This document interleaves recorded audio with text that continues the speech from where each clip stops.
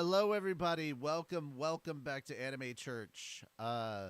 We have a new recruit. They will be introducing themselves shortly, but yeah. So new recruit. So there's now 4 of us. We were the trio or the Holy Trinity, and now we are quite the quintuplet. Quartet. No, that's 5. Quartet. Quintuplet is 5. Yeah, I said that right after, but you were talking. I was like, wait, no, that's 5. Quite the quartet. We're not at the quintessential quintuplets just yet. Besides, even once we did get there, it would technically be a quintet. Quintuplet is specifically for, children of the same mother. I was referring to an anime, but okay. I understand, but it's used incorrectly. Touche. As nitpicky as I am about things, yes, I have to let this one. I have to go. God damn it, he's got a point. I mean, you're just my brother from another mother. That's all. Yeah. Fair enough, I suppose. Sorry. Anyway. But yeah, we got a lot to talk about. If you're seeing the title, yes, Slime is ending this year, but we don't mean our abridged. Need to clarify that. Really good. Bringing out Yap the Destroyer. No. Maybe. Anyway, Wait. Maybe. No. Maybe. A few of my anime pictures have Akeno. Oh, gotcha. All right, so really quickly, no, it's not our abridged that is ending. Also, in the realm of good news, I forgot to post it last night. I will do that after Anime Church, most likely. Actually, I could do that now. So for those of you who are in the production server, I have a thing that I am sharing on the production server. Oh my! Yeah. It is still rendering, guys. Everything is still rendering, but Konosuba is more or less done. Yes. We find the defendant sexy. What? All right, here. It's one of the lines. Yeah, it is. Oh yeah.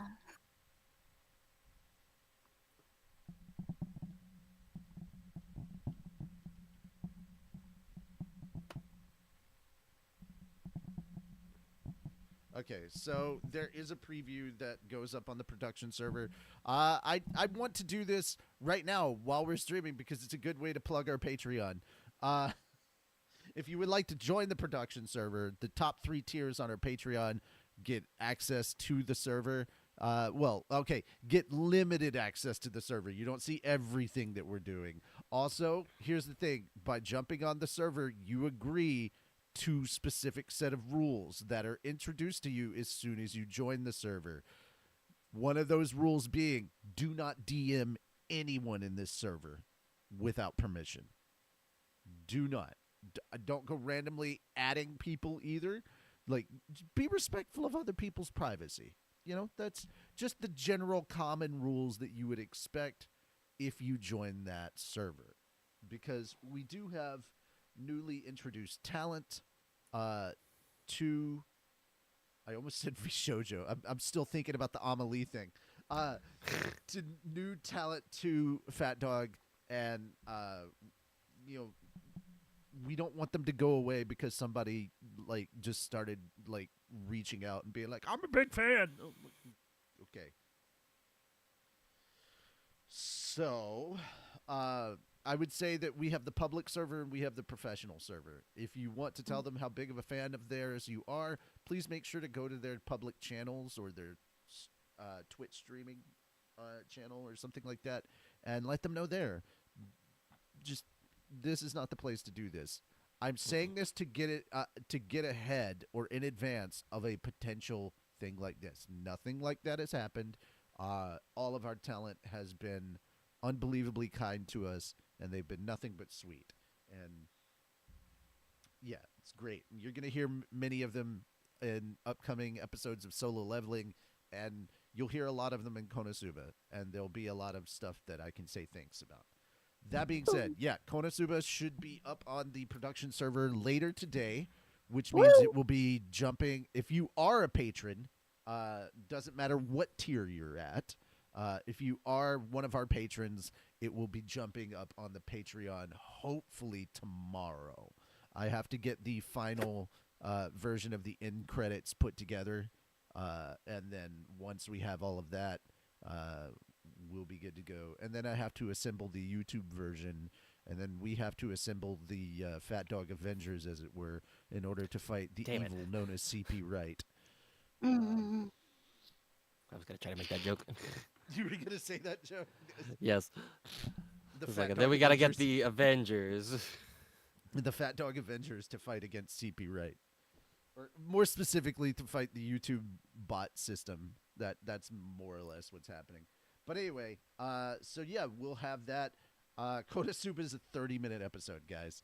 It's Oh wow. yeah, it's like 29.50 something, and It's that's like an before actual we anime added, episode. That's before we added the opening and before we add the end credits. It was already that long. So, and we have a post credits kind of joke thing. There's no teasing anything else, though we might. I don't know. We might. It's like meanwhile over in another area, but we don't have anything. I would love to do that. It's like meanwhile over in this, section, and then we just tease Overlord, but we don't have anything for Overlord yet. Oh, that would be so funny, though. Yeah, And it would. instead of saying in another section, just be like, meanwhile, in a parallel universe. No, it's meanwhile in another simulation. Yeah. This is all a shared universe because it's part True of enough. Log Horizon Abridged stuff. Yeah. But yeah, guys, that's stuff to look forward to here on Fat Dog. If things go together well, I'm hoping we can get episode 2 of Solo Leveling up either end of the month or next month. I see your comments, guys. I know you're chomping at the bit for a new episode. We understand. We're working on it. We are working on it. Scripting It is is close done, to being recording is done. done. Yeah, we're in the late stage of production now. It's so close, you can taste it. Please be patient. We Please be appreciate patient. it. Yeah, exactly. All right. Just so don't that be a being said- Dave. Don't be a Absolutely Dave, not. Dave. Don't be a Dave. All right, so now that that has been discussed and we've updated things in that realm, scripting has begun on the Overlord Abridged one shot.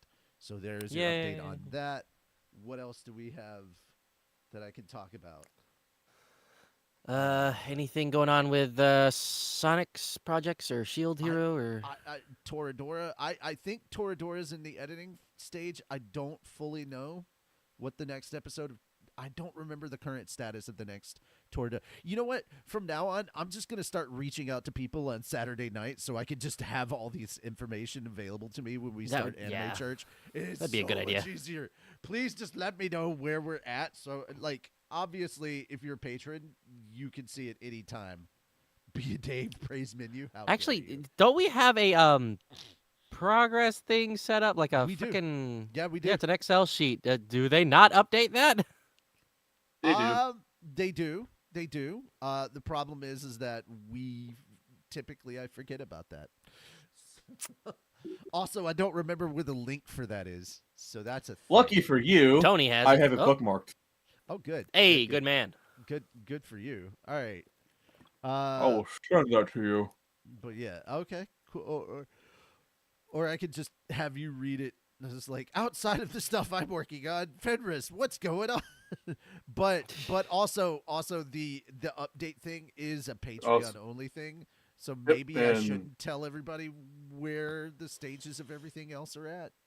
I think it's until okay we to get permission do it from the like people this. involved in making them. Like we don't have to give, it is, like we don't have to give exact dates or anything, but it's just like we're getting closer. Well, they don't know when the exact. None of us know when it's getting released. It's like True enough. it gets here when it gets here.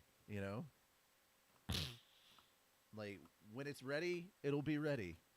That being said, we should probably just go ahead and start with the introductions. Welcome to Anime Church, the church where cosplay is encouraged and appreciated, and we won't judge you for it. I am Richie Roberts, your Minister of Science and Technology. I am Moonlight Sparks, your Minister of Arceology. Praise Arceus. Oh, I'm Hoshi Nugget, none of Nuggies. And I am Fenner Siren, your patron saint of snackos and alcohol. Yeah, we have added the nun of Nuggies. So Nuggies be praised. And apparently, okay, so we don't judge the type of Nuggies. So all nugs are acceptable. All nugs Dino are welcome here. Nuggies, McDonald's Nuggies, like star-shaped Nuggies. Dino Nuggies are the best. I mean, preferred. I don't think that I'm not 100% sure if the McDonald's Nuggies technically qualify. What? They're Because they're delicious. not- because they're not technically made out of meat. Go to your corner, think about what you've done. All Nuggies are created equal. Yeah. Okay, Well, I would say by synthetic- definition. Wait, hold on. So the argument we're getting into here is that synthetic nuggies are equal to original nuggies. It works for vegetarians and vegans, don't it? I mean, when one of the key ingredients is different, does that change the definition? Is what I'm getting at. Listen, an Impossible Burger is still a burger if it tastes Exactly. good. I don't remember what the Impossible Burger tasted like. I've never tastes had it. Delicious. Sometime we'll have to buy some of the Impossible meat next time I'm able to meet you guys, and I can at least get Fenris and Richie to try it. Star, if you're there, I'll absolutely. I've make had you an Impossible Burger before. I know It I've It was had pretty it, I just- similar, but I've had it, but I don't remember anything being like all that impressive. I don't think. But I mean, that could be the impressive part. Is pardon me. Hoshi. That could be the impressive part. Is like I didn't notice anything different. And it's like, oh, that's why it's impressive. All right. That being said, it's time to hop into the news. Boing. A Slayer's Abridged got taken down for copyright issues. Oh no. No, we know how that feels. But yeah, time to hop into the news. We'll start with some general nerdy news. We've got the TV spot for the upcoming Superman movie. And for those of you who may have seen the news recently, please understand this is not a new thing. Yes, the Superman movie and DC is being sued by the Superman estate. It's a thing that happens every time. It happened with the Chris Reeves era. It happened with the Henry Cavill era, and now it's happening now. Basically, what's happening? They call it the Superman estate, but essentially, it's the family of the creator of Superman is suing to get a certain amount of the rights to Superman in particular countries. And they're not suing to stop the movie. They actually want the movie to come out. They want it to be a success because the more successful it is, the more money they make. But basically, it's kind of like renegotiating a contract, but they have to go through the courts to do this. So it is a suit. But basically, that's what's going on. That's the gist of it. So if you've heard, like, oh my God, this movie's being sued, just understand this is what it It's actually not means. special. It's not special. No one's trying to cancel the movie. There's nothing like this. All right. Also, this is just a particular part of the family. It's typically the older generation that is doing this because the grandkids of the creator of Superman actually were there. They have like cameos in the movie, and they were super excited about it. And they brought one of the old school Action comics for James Gunn, and he got a picture with them and everything with the comic. So yeah, a lot of the family is like excited for this. They're on board, and but it's contract renegotiations. That being said, the trailer came out, or the TV spot came out, and for the most part, the footage was more or less the same, but there's like a small bit where you actually see Superman flying and Lex Luthor coming out of a chopper in, it looks like, I would say, around the Fortress of Solitude. But apparently the part where Superman is flying, they're like, oh, wind resistance and all this other stuff. They're talking about like how his face should change shape or his eyes should be squinting. I'm like, dude, he's Superman. That He's stuff the does Man not of affect him. Steel. Yeah, like he doesn't. Like he it may doesn't- have been a different movie, but it's accurate when the bullet hit his eye and it just crumpled and did yeah, nothing. right? Dude, I love that. That was a great effect. That was Brandon Routh in Superman Returns. I love that. He just shoots him. It touches his eye and just. Also, isn't he technically like an alien? So why are we putting human standards on an alien? Thank you Yep. very much. Thank you for bringing that point up. Yes. But yeah, he doesn't move with the wind moves with him. So he's like the alien Chuck Norris. Except he does not have a fist hidden under a beard. Yeah. It's the only thing he's missing. I do think that instead of him doing push-ups, he's actually pushing the earth down. He's not doing push-ups, he's doing earth downs. He's Kal-El can probably do too that. afraid to do push-ups, honestly. He probably has to like only do pull-ups, but even then, if he's not careful, he just tears the bar down and he's like I do like the music for this a little bit better. I like the idea, or I like the version where they've got more choir stuff going on. I think that's really good. a choir just makes things more epic. Like It does. we were having this discussion with a different topic we'll be on later. Yeah. All right. Now to move back to like, if you didn't think this was nerdy enough, let's move on to the next part.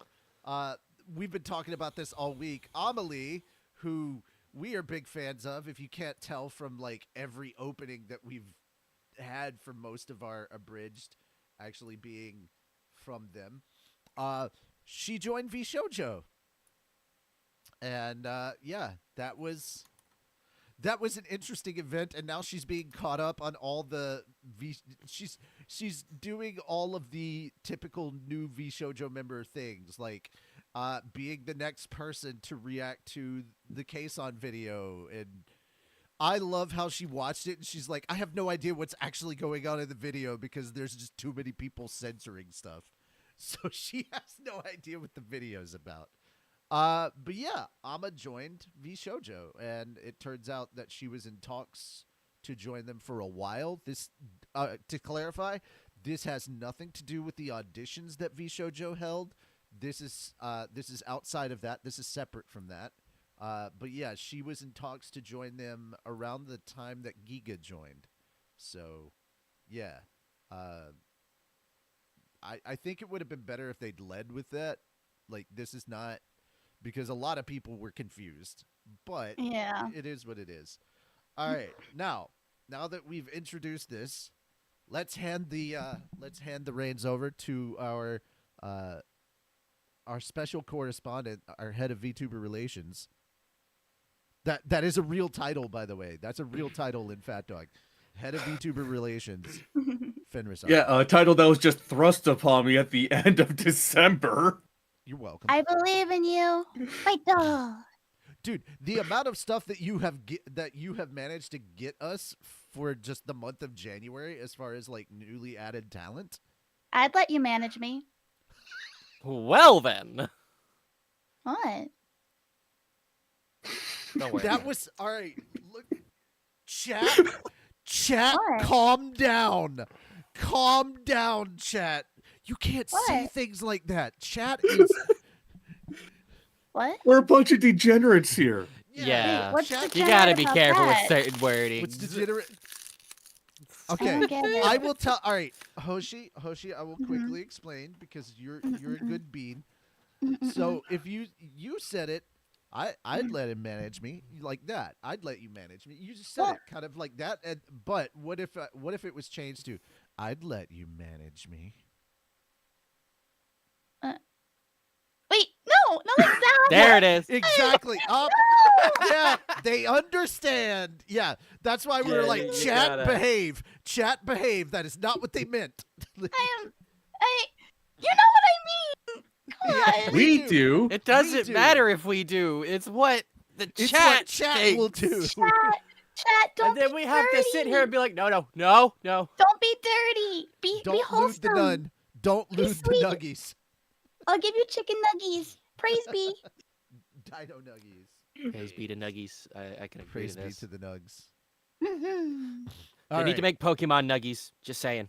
Yes. Korea has them. Oh, we're going to Korea, you guys. All right, I'm going. Let's saddle up. Okay.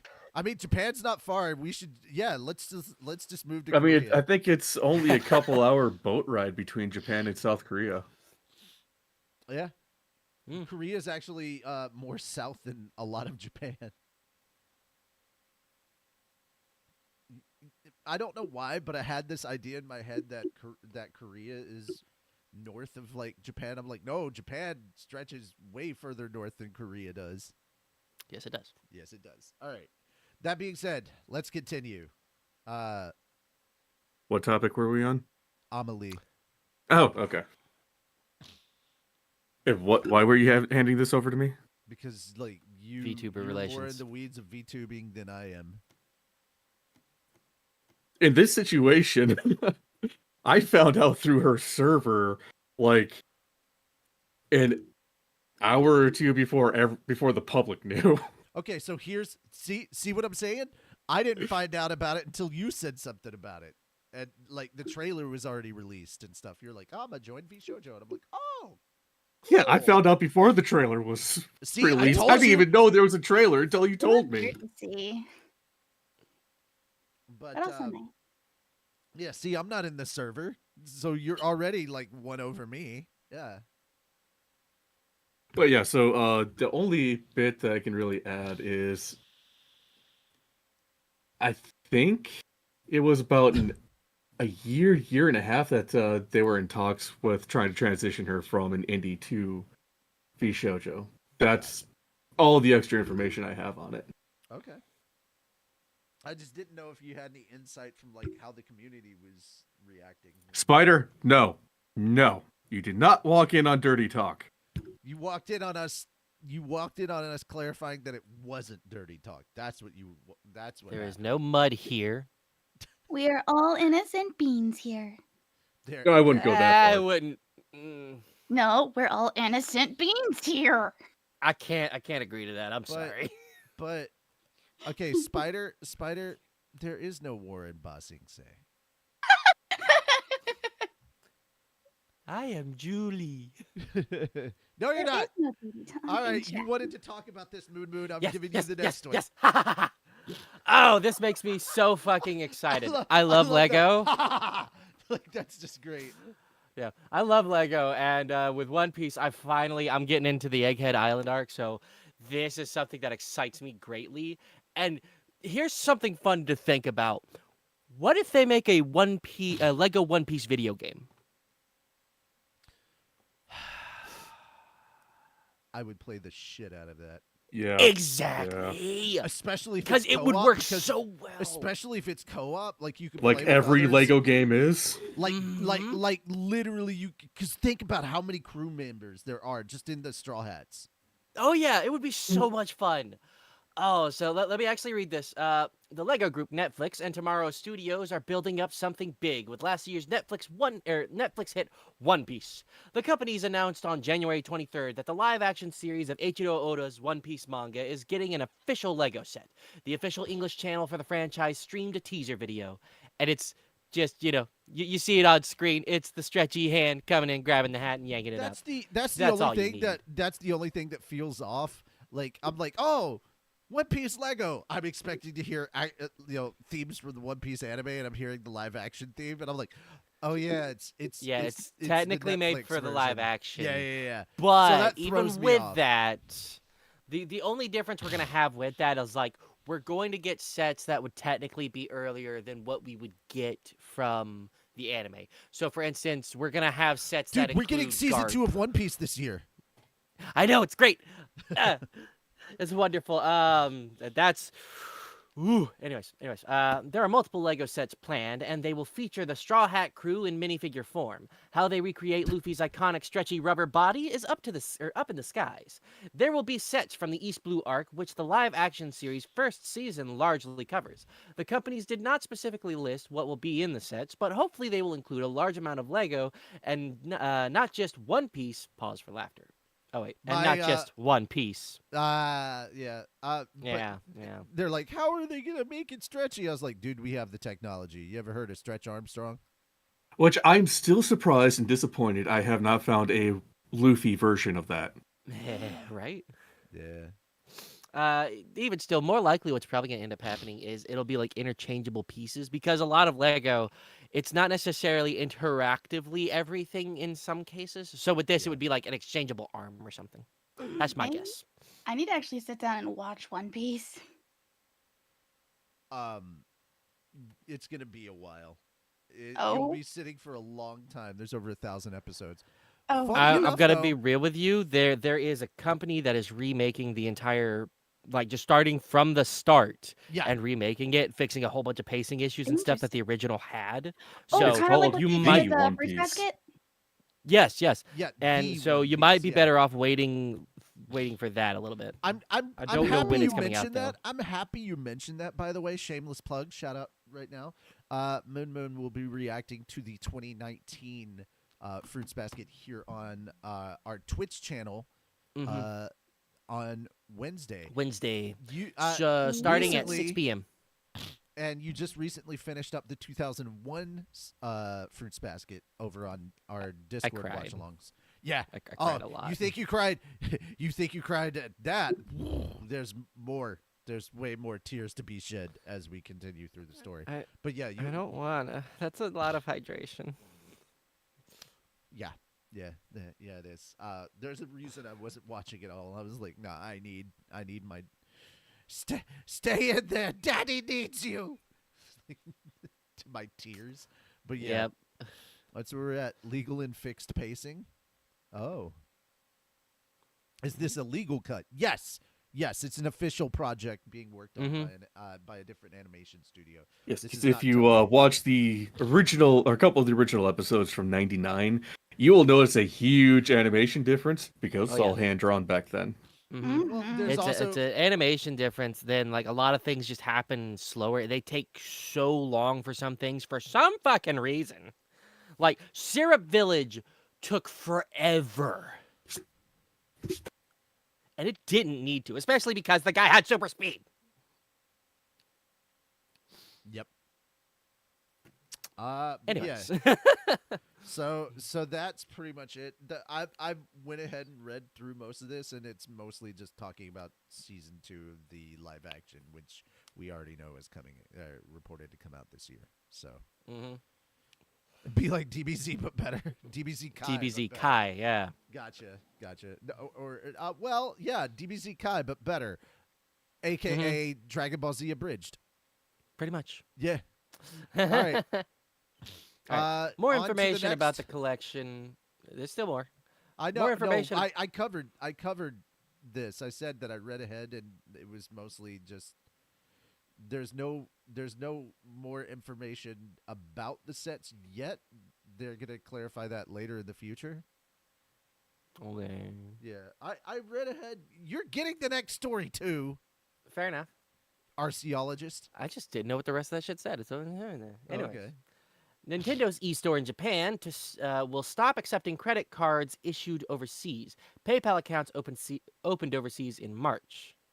So it Okay. sounds like also PayPal accounts. Yeah. Yeah. Nintendo announced on Thursday that its Nintendo eShop and My Nintendo Store in Japan will no longer accept payments made with credit cards issued overseas and PayPal accounts that were opened overseas starting on March 25th to prevent fraudulent use. Nintendo asked customers who previously used credit cards or PayPal accounts issued and created overseas to use other payment methods such as credit cards issued in Japan. So one thing I do want to draw attention to is it's Nintendo Store, eShop and Nintendo Store in Japan. Yeah. So I think it's like so long as you're not trying to do the whole VPN thing, get shit through Japan and stuff. you should be fine. Like if you're just buying it legit and straight direct through the American eShop and stuff, you're okay. Okay. Unless it's a Or whatever other country. Japan exclusive, in which case you better have a Japanese Nintendo account to buy that shit. It's not the it's not the Nintendo account. It's the Japanese card or PayPal. So good luck. Ah. Interesting. Alrighty, so moving on to the next story. Who wants to cover this? Because I'm like, yeah, I'm still not recovered from this. I vote Hoshi since she hasn't read anything yet. He Okay. Wait, what am I doing? The next story, Sephiroth's theme. do you have these pulled up on a web page? I just down.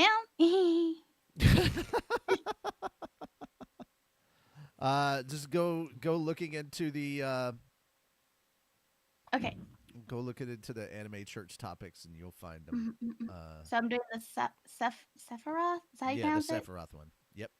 Oh, okay, so what Final Fantasy is that? 7. 7. 7. I don't know how to read numerals. Okay. VII is 7. Okay, It's 5 so plus 1 plus 1 essentially. Yeah, 5 plus 2. Oh, I'm so nervous. There's nothing to Don't be be. nervous You're about. Just good. have fun. Okay, you're just reading. so okay. Trust me, we've had Okay. people with a lot of confidence read stuff live for us. And we still fuck up. Well, I mean, yeah, So- we all fuck up, but they are confidently walking through miswording half of the stuff. Mm-hmm. So you'll be fine. Just go for Okay, it. so I guess the orchestrational arrangement for Final Fantasy VII's One Winged Angel performed at Louis Vuitton's fashion show. Twitter officially revealed that the song One Winged Angel, the theme song for Final Fantasy VII Villain Sephiroth, was used in Louis Vuitton's Fall Winter 2025's men's collection fashion show on January 22nd. And if you want to be able to watch that, it is available on Louis Vuitton's YouTube channel. Yeah. Oh, cool. It was quite awkward. I was like, okay, continue down. The game's account post thanked the show's musical director, Pharrell. Pharrell Williams, and his team, and linked Louis Vuitton's Japan post with the show. I can't read Japanese. That's Yeah, okay. That's fine. It's That's got it it's translated. translated below. Also, Yeah. if anybody is unfamiliar with who Pharrell Williams is, It's a pretty He is- happy. He's a pretty happy music maker. yeah, you know? he literally made the song "Happy" for Ghoul. He Oh. basically made all of the songs that appear in the Yeah, he Despicable Me did movies. The Despicable Me music stuff. He's also he is an artist that has performed with a lot of people. He also does a lot of behind the scenes music production. And he has a Lego movie for whatever reason that I still need to see. Hmm. The other thing that you'll note about Pharrell Williams is he likes tall hats. Big hats, Okey-dokey. yes. Big, yeah, hats. he likes tall. I bet he Not wants to necessarily cosplay big Doug hats, tall. Dimmadome. Jim Stale Dimmadome. Oh no.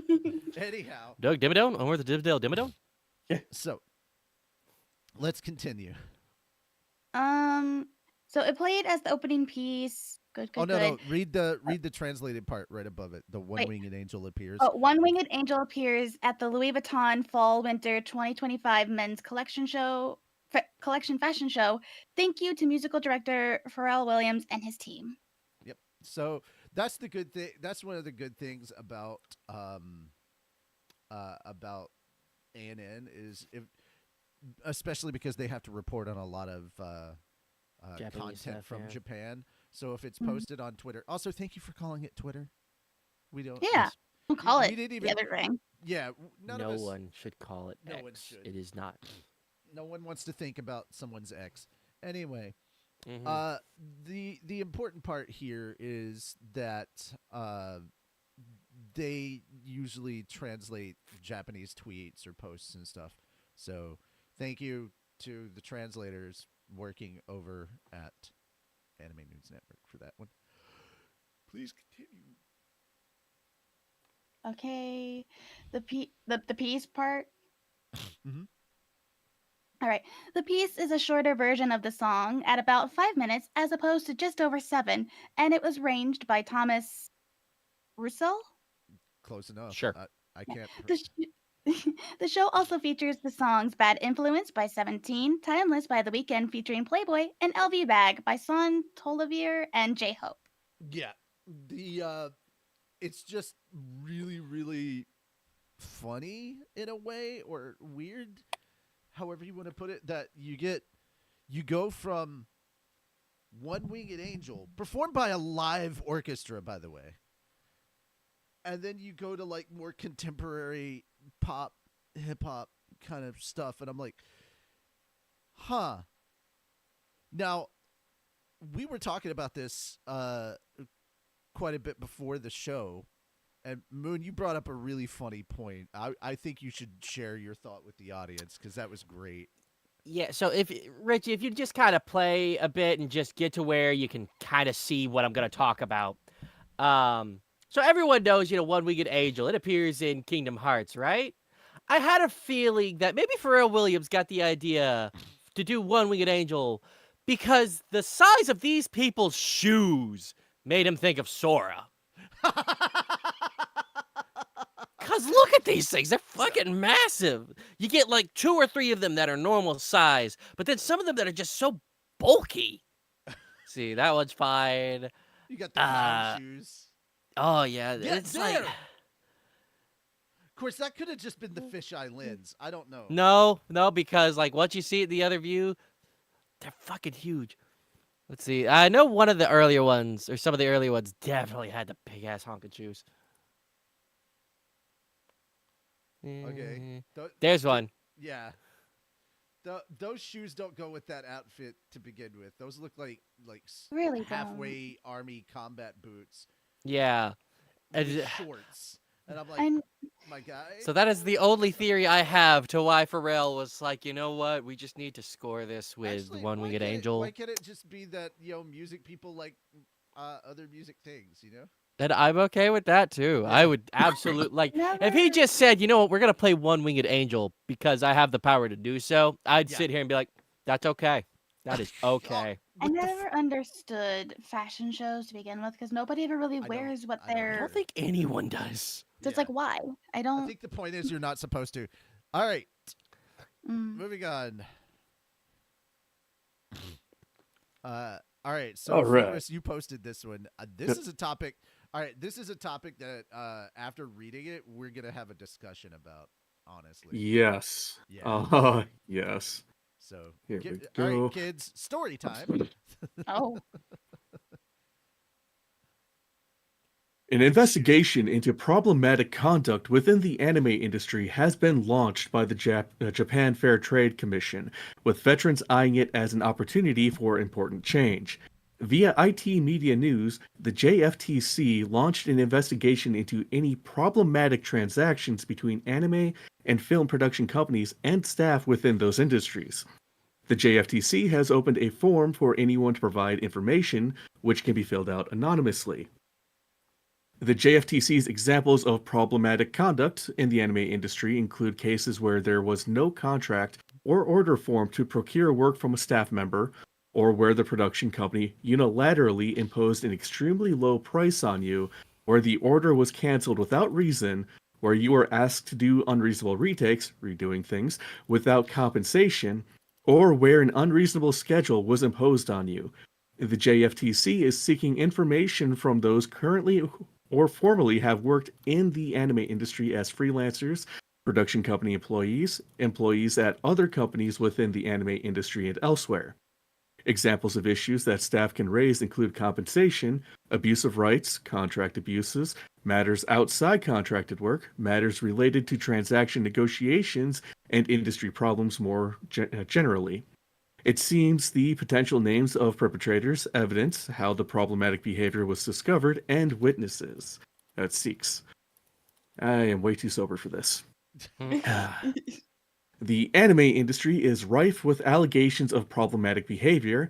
J. Annika's 2023 report, published last year, revealed that 1 in 5 animators weren't explained the terms of their contracts when joining the industry. Retakes are commonplace, and while they can be par for the course as directors try to create a cohesive production by tweaking things, they can also stem from unusable work, which can in turn arise from poor technique or lack of communication, opening up a gray area for abuse. Scheduling issues are also common. Fans may especially remember Jujutsu Kaisen, where animators publicly blasted their conditions on a near weekly basis. Popular animator Vincent Chansard from JJK, One Piece, and Boruto said he would never work with MAPPA again, stating that he doesn't want to support a company that ideologically doesn't care about working conditions. Many will be looking forward to the JFTC's findings. The forum's reference to production companies largely encompasses companies involved in the anime experience on screen rather than the production companies that plan, invest, oversee, and market the anime, in addition to other managerial roles. These companies are also cited as major issues behind exploitation in the anime industry through imposing crunching schedules, tight budgets, and minimal profit sharing, described as unfair by senior animators like Nishi Terumi from Jujutsu Kaisen Zero and JoJo's Bizarre Adventure. Following the launch of the JFTC's investigation, Terumi advised everyone on Twitter to ensure they air their daily complaints and not to miss the opportunity to fight back in a quote post citing the recent Fuji TV scandal and production community issues. She also said that she spoke with someone involved with the JFTC's investigation and learned that the publication date for findings isn't finalized, but may be at the end of the year. Other industry veterans like Kentaro Mizuno from the Irregular at Magic High School said this was an opportunity for major change and called for relentless reporting. Meanwhile, animator Jun Arai from Kingdom called on staff to report companies that don't raise the unit's prices for animation. Yeah, I think this is overall a very positive thing for the industry. Mm. Just Very much so, yes. just on the all right. So, as just fans and consumers, when you watch the first season of a show and you're like, man, this is really good, and the animation is like there, and then the second season comes out and it's like the animation fell off. Mm-hmm. Looking at you, Tower of God. It's because the animation or the money that they pull in from those shows, which is usually like the mainstay, they're like the show that company is known for. They take all that money and put it into a bunch of other smaller animation projects that they took on too many and had no business going with. And then when it comes time to work on the next season or iteration of the show that made them all that to begin with, the budget is pretty much dissolved. And Even when they receive money from an investor or an outside organization or something, they'll get like millions and they'll split it up amongst several other shows. yeah, very wasteful spending practices, and that leads to the conditions that the animators end up finding themselves in. Like, Mappa produces some quality ass anime, but they're a black company as far as I'm concerned. Mm-hmm. Like, we went over some of the horror stories last year that animators were tweeting from Mappa. Like it kind of makes it hard to watch Zenshu sometimes Yeah. because it's Mappa. It's some beautiful animation, and they had to be extremely not nice to the people who worked on that show. Oh, Yeah. well, actually, I think some of this stuff is like animators are like, I relate to this character so much because I know what it's like to be like, instead of told, hey, do this, you've also got the whole we're depending on you angle, and they make you feel like, yeah, it's the They make it subtle- feel more like an obligation to be there as long as you can versus, a job. Mm-hmm. yeah. And then they bring up X people are depending on you and blah blah blah. So the pressure just mounts. But they sometimes it's overt where they're just yelling and screaming, and then other times it's just manipulation. I love that passive aggressive. Yes, that passive aggressive manipulation. Thank you. But yeah, this I think will help the industry. As much as this may hurt for some projects and some people, things that we'd like to see animated, I think the amount of anime that comes out every season needs to be cut back. by a Mhm. lot. Yes. Yeah, at least by half. There are Especially way because too many like shows coming out that are not. the anime industry is already very well bloated. Mhm. Mhm. We need to We cut. could go down on making more. We could cut down on. We could trim some of the fat, and understand that when I say that, I know that most likely my favorite genres are going to get cut down immediately. Yeah. One of the That's first okay. ones that's going to go. A lot of isekai stuff is just going to go away. No. I love isekais too much. So long, so long as they continue on with Slime, Mashoku Tensei, and the beginning after the end, because that's happening this year. Yeah. Mhm. I think I'll be fine. Guys, you could get rid of ReZero. I would not miss it. Mm-hmm. Mm. ReZero in another world with But my you also need smartphone. you also need Fucking- you also need shows that poke fun at the genre, like Mm. Konosuba. Yep. That needs to stay if they continue that. But yeah, there's stuff like that. I don't know, man. But yeah, there needs to be a massive restructuring in how things are done. I think if that happens, we will get, while we will get less anime coming out seasonally, the quality of anime would would go up quite a bit. At least 20% of anime are remakes. Dude, some of these remakes are necessary. Mhm. Rurouni Kenshin's remake is Very needed. The was One Piece very remake that's needed. coming out, extremely needed. I mean, some of these things that they're working on, like that should happen. Like bringing old school stuff up to today, like Ranma 1/2. Very happy they're doing the remake of Ranma 1/2. It's good. It is the animation, just from animation terms alone, it's nice that it's happening. But yeah, there's a lot of stuff that I'd like to see updated. I've heard that the story for Slam Dunk is really, really good, and it spawned like a huge basketball craze in Japan for a long time. But the animation of that time bothers me. Also, dude, Sailor Moon getting updated with Sailor Moon Crystal, that was something that definitely needed to happen.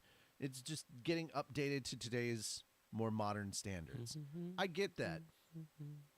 But getting rid of remakes isn't going to help because there's that huge fan base for that. Also, you could call it a remake or you could call it an original, but like if you cut out remakes, we don't get things like Fruits Basket 2019, which Yeah. completely follows the manga. Or as much as I don't think, as much as I think it's overrated, you wouldn't get Brotherhood, Full Metal Brotherhood. Oh yeah. Full Metal Alchemist Brotherhood would not happen without remakes. So you also, for people who are like, Hollywood is full of remakes and sequels and stuff like that, it's like, yeah, but they also put out way more original content every year, but you never go see it. That's why Hollywood keeps making this stuff. If you crave original content, go looking for it. Actively seek it out. So, any changes they're making to the story is either fixing pacing issues or like they had to change something the old way they did it because they were waiting for the manga or light novel to continue. Yeah, there's also a lot of, if we cut out like a lot of the trash isekai stuff that's on there that comes out every season, holy crap. That's like just the dollar store isekai stuff that's not like, that's like, yeah, it's a good show. It's got a good premise, but like I want my top tier isekai to stick around, and the bargain bin trash anime isekai that can all go away. I just suffice to say, I need more Windbreakers, and I need season 2 to be just as well animated as season 1. Holy shit, Windbreakers is, oh god, what was that? What is that show? Oh no, okay, yeah, I remembered the show. Windbreakers is Tokyo Revengers if the animators actually knew what fight choreography was. Oh, Yeah. Dude, if you guys have not seen it, it's so interesting. Just from the fight animation and choreography alone, you're like, holy crap. Damn. I mean, it's well animated. I tip my hat to those animators. Holy cow, guys. But yeah. Yep, they probably didn't get to go home for about a month to make that Every happen. time I hear modern audience, someone's losing reputation.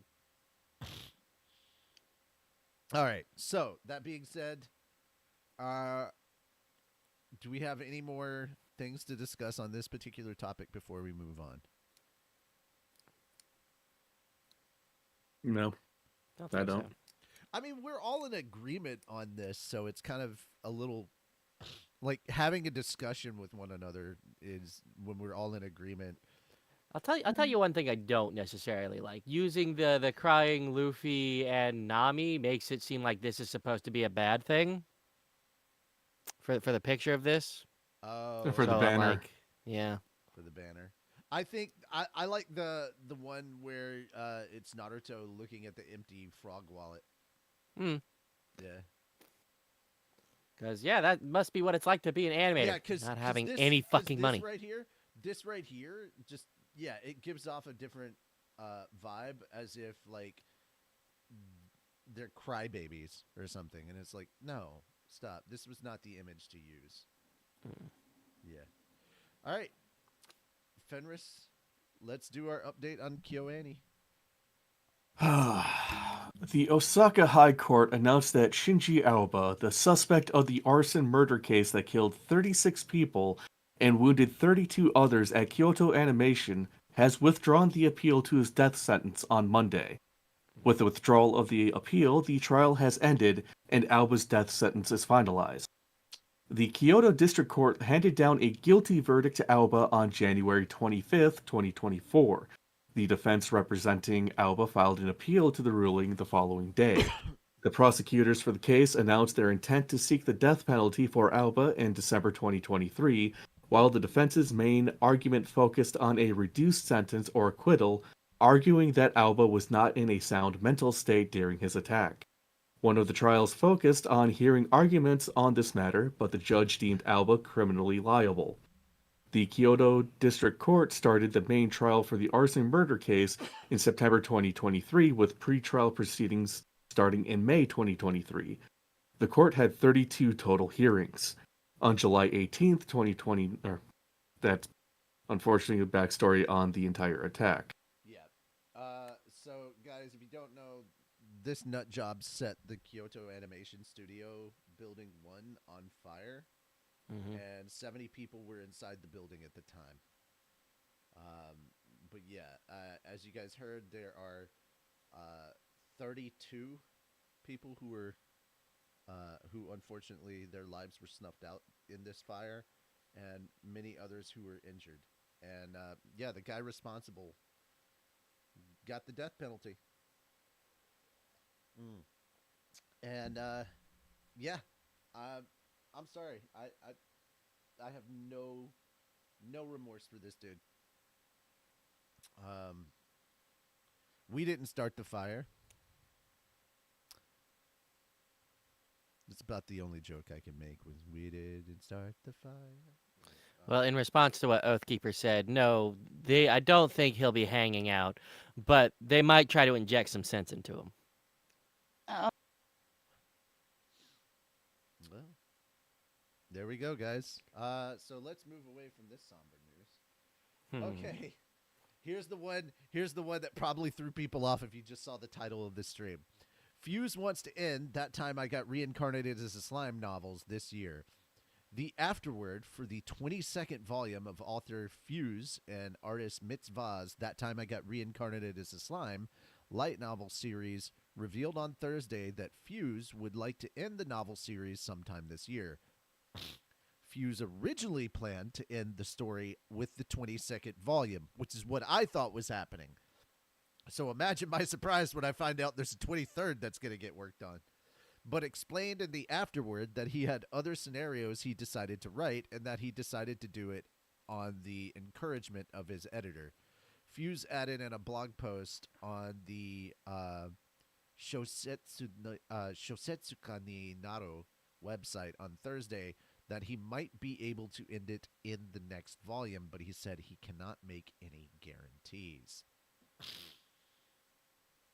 The novel series entered its final arc on the 18th volume in March 2019. Fuse also previously announced that he is considering writing side stories after the current series is complete. And the rest is just backstory on everything, including ownership rights and stuff like that. So, there we are. I thought this series was ending, and it is still, but it's ending later than I thought, and I'm okay with that. Woo. Any other thoughts, comments, concerns? Why does it feel like those books take forever to read? They do. Yes. Well, okay. They take forever for us to read out loud, but if you actually sit down and just start reading them, man, it goes by so fast. Yeah, but going through Mushoku Tensei has been so much faster. Probably because you don't get sidetracked at nearly as often. Yeah, we've toned down the sidetracking. Sonic shenanigans Somehow. have been well, okay. So between me and Sonic, we get interrupted a lot. Hmm. So I've just started muting myself when it's not my turn to read. Even One Piece is ending soon. What will we do? Oh, dude. One Piece has a long way till it's over. Yeah, it's gonna be a minute. As long as they give it like a proper send off, I mean, Dude, here's my thing. Oda stated that we were entering the final arc when Wano started. Wano and Egghead are over. We're still in the final arc. I also have to applaud like people who are able to just like keep coming up with like material after material after material, and it's like some projects. Oda is a genius, and he's also crazy AF.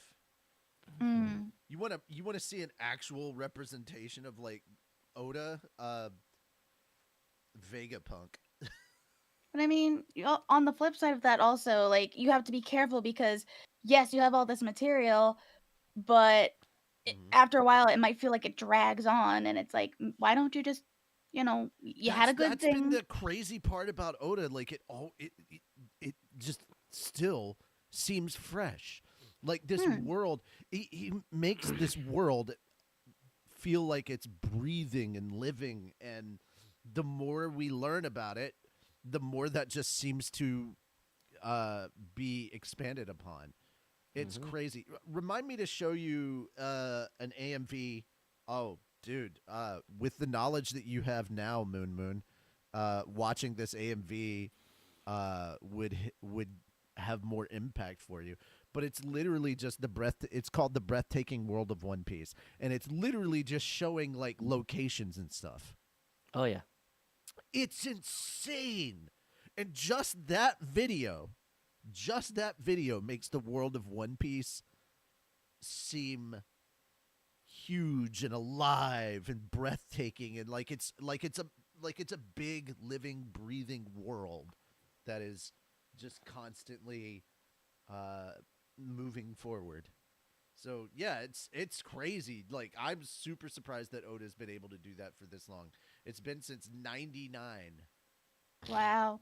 Yeah, Probably he's been writing this. one of the last remaining active media from the 90s. Yes and no. Yes and no. Believe it or not, Case Closed is still going. Yeah, Detective Conan, or in this case, all right. So there's a manga that's going on right now that is as old as the Michael Keaton Batman movie. Fuck. But that's why I said it's one of. It's not like Yeah. the only one. It's just one of like a So rare. we've talked about it. George, oh god, I forgot his last name. But Not Takei. Hajime no Ippo.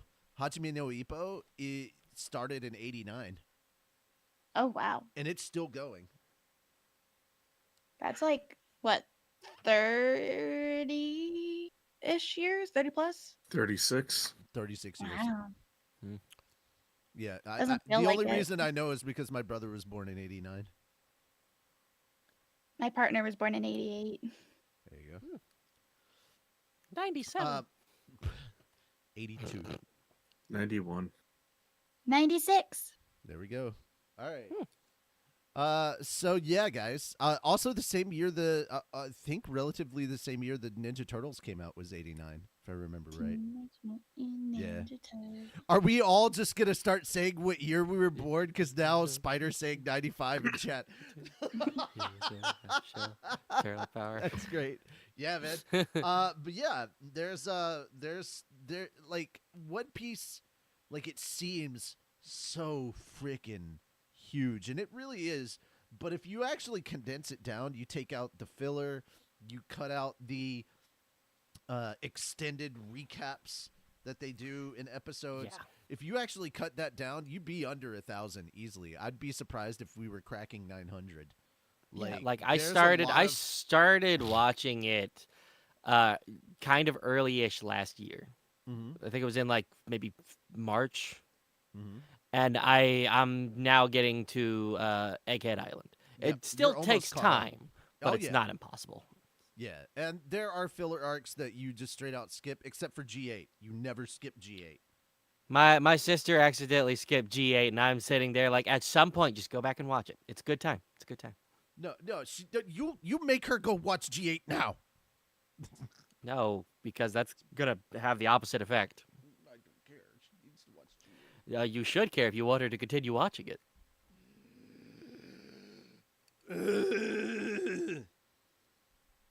She needs to see G8 now. Where's she at? That's. She finally actually got out of Skypea, so like, Yes, if you mentioned G8, she's I know working- she's out of it. yeah. Is she at it's Long the one that's Island with right the after. Foxy? Yeah, that's it.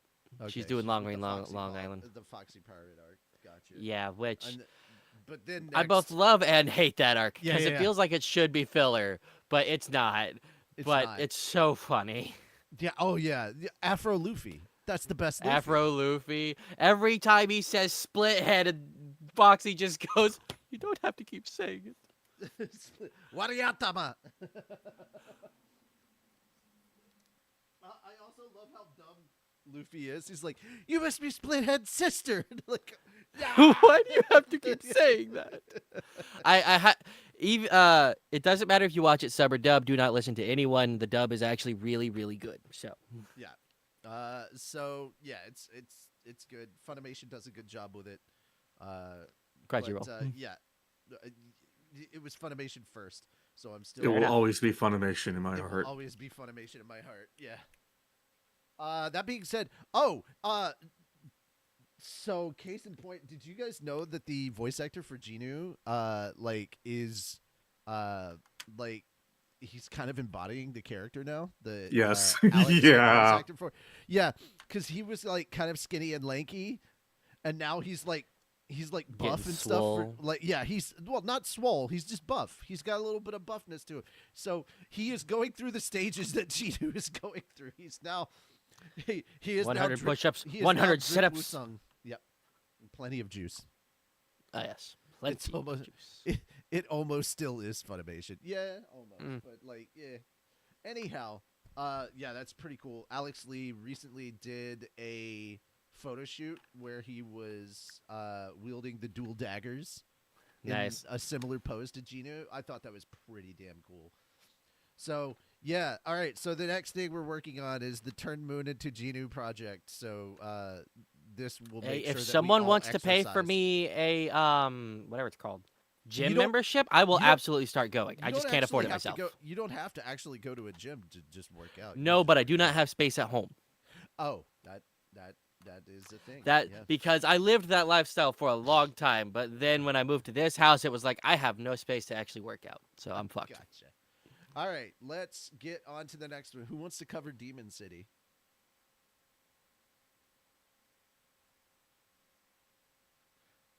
Okay, don't all fight for it, you know. Let's see. There we go. Sorry, I I had to start closing tabs so I It could was either find it these. was either you or it was gonna be it was either you or it's gonna be Hoshi. I have Yeah. sorry, I had so many Go tabs for open it. and Because I lost track of where they were. I because had to find zombie it. story. So I was like, which one of you? Wait, zombie stories? Hello? Yeah. Yeah, Demon City is a zombie story. Out of my way! All right. No, I'm gay. Give me my zombies. All right, Demon Go ahead. City live action film reveals English subtitled trailer. I'm so and more excited. stuff. Sorry. All right, go ahead. Take it away. Netflix. Okay. No, you I started don't need correctly. that. Yeah, you Netflix began. Netflix began streaming an English subtitle trailer on Sunday for Demon City. In Japanese, Demon City Oni Goroshi, a live-action film adaptation of Masamichi Kawabe's Oni Goroshi manga. The video reveals that Tomoyasu Hotoi? Can I say that? Uh, Yeah, sure. Kill Bill Lupin 30 live action film is composing the music for the film. Netflix also revealed key art for the film, and oh my god, it looks so good. When am I getting this? The film will debut on Netflix worldwide on February 27th. I need it. Sorry. Legendary You're Hitman good. out for revenge. I'm just like watching the trailer. This looks god dang. So Yeah, basically, it's just good. zombie Kill Bill. Basically, more or less. Oh, I'm so excited! I have not seen zombies in this. I don't think this is a zombie movie. This is a revenge movie. It's so more. He's basically a demon, not a zombie. Oh, okay. mm. No. But There is a he difference. could also be qualified as a zombie because he does get shot in the head towards the beginning part of the story, and comes back from it. It's okay. Maybe eventually they'll make a good Resident Evil movie. They're Yeah. actually They have. It's been animated mostly. they Ah. announced another reboot of it. Yeah. Yeah. Ah. There's a reboot coming around that the first thing that they said is we want to focus more on the original source material from the games, and we're like, yes. So we're very excited about that. All right, so let's have a good chuckle here. Viz Media's Twitter account was hacked. Huh. Viz Media confirmed with ANN on Tuesday that its Twitter account has been hacked. The company added that the account is currently being rectified. Viz's Twitter account currently has a name that only consists of a period and no profile picture. Since Monday, the account has reposted several posts by the Twitter safety and engineering accounts. On Monday, the hacked account had made several posts about cryptocurrency and a Viz digital token, and those posts have since been deleted. Although a Viz token exists, it is not affiliated with Viz Media. Following the post about the digital token, the account has since made one normal post about the Firefly wedding manga, but it may have been a scheduled post. Viz made the same post on Facebook at that time, and the other regular posts have appeared on Viz's Facebook page since Monday. In a related story, a Crunchyroll spokesperson released a statement to ANN last Friday stating that it was aware that login credentials for several streaming services, including Crunchyroll, were posted on social media and have resolved the issue. This follows rumors spread on social media last Thursday that many usernames and passwords of Crunchyroll Premium subscribers were allegedly posted on social media. We did cover the Crunchyroll story last week. So yeah, why is it not surprising that it's Crypto Bros again? Not surprising at all. Hey. All right. Who wants to talk about My Hero Academia?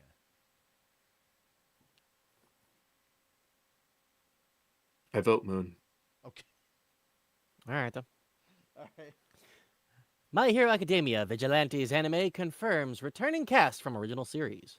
The official website for the television anime of Hideyuki Furuhashi and Betancourt's My Hero Academia Vigilantes manga confirmed on Wednesday five cast members who will reprise their roles in the series from the original My Hero Academia anime, and revealed new character visuals. The returning casts are Kenta Miyake as All Might, Junichi Suwabe as Eraserhead, Hiroyuki Yoshino as President Mike, Akeno Watanabe as Midnight, Masamichi Kitada as Ingenium. The anime will premiere on April 7th on the Tokyo MX and BSN TV channels at 11 p.m. JST, then on Yomiuri TV at 25:59 JST, or effectively April 8th at 1:59 a.m. Why didn't you just whatever? The anime stars Suichi Umeda as the Crawler, Ikumi Hasegawa as Kazuho Popstep, Yasuhiro Mamiya as Knuckle Duster. Kenichi Suzuki, Cells at Work of Cells at Work and JoJo's Bizarre Adventure, is directing the anime. Bones' newly established company, Bones Film, is animating the series. Yasuke Kuroda is returning for the main My Hero Academia anime to write and oversee the series scripts. Takehiko Yoshida of Yowamushi Pedal, Cells at Work, is designing the characters. Yuki Hayashi is returning from the main anime to compose the music alongside Shogo Yamashiro and Yuki Furuhashi. All right, that's good. I probably should have stopped you earlier because technically we've gone through all of this before, but I was like, why not? You know, it's important information. Let's read it. Practice reading those names, you know? You know. All right. Universal Studios Hollywood start ticket sales for One Piece and Jujutsu Kaisen event. This is happening in the spring, apparently. FanFest nights. The Universal Studios Hollywood theme park announced that tickets for its Universal FanFest nights event have gone on sale on Wednesday. The event will run on select nights between April 25th and May 18th. So it looks like we're going to have Back to the Future, One Piece, Jujutsu Kaisen, Star Trek. Is that supposed to be Dragon Age or just Dungeons and Dragons? Dungeons and Dragons. Okay. Yeah. Is that Hogwarts? Is that what that's supposed to be? Yes. Okay. And Yoshi / Mario? All Yeah. right. Cool. Tickets for Universal Fan Fest nights are now on sale. The event will be held at Universal Studios Hollywood starting April 25th to May 18th on select nights. We're coming to Hollywood from the Jujutsu Kaisen Ian. So this was posted by Oda staff for the One Piece one, and then Jujutsu Kaisen Ian. We're coming to Hollywood. See us on the big screen in Jujutsu Kaisen Hunger of the Cursed. Get your tickets now for the all-new Universal Fan Fest nights at Universal Studios Hollywood. Select nights April 25th through May 18th. According to the park, the event will transport fans and guests into immersive in-world experiences. Guests can tap into their inner fandom to join forces with their favorite characters while sharing their enthusiasm with like-minded fans as they engage in cosplay in the One Piece Grand Pirate Gathering, Jujutsu Kaisen Hunger of the Cursed, Star Trek Red Alert, Back to the Future, Destination Hill Valley, and Dungeons & Dragons Secrets of Waterdeep attractions. Okay, yeah.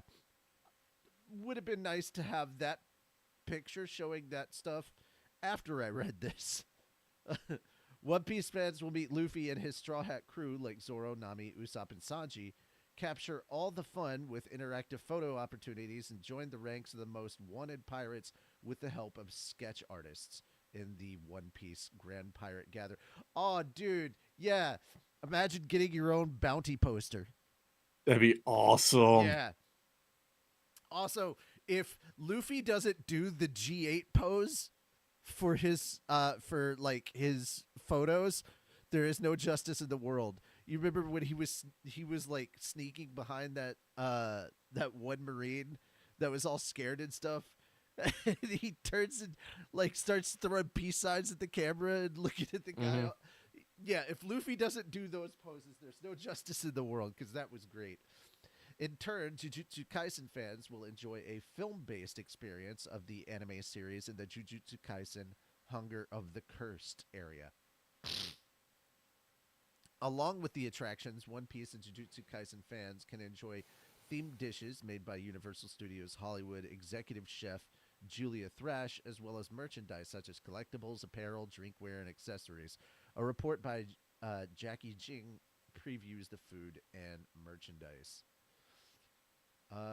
Universal FanFest nights will run on April 25th to the 27th, May 2nd to the 4th, May 9th to the 11th, and May 16th to the 18th.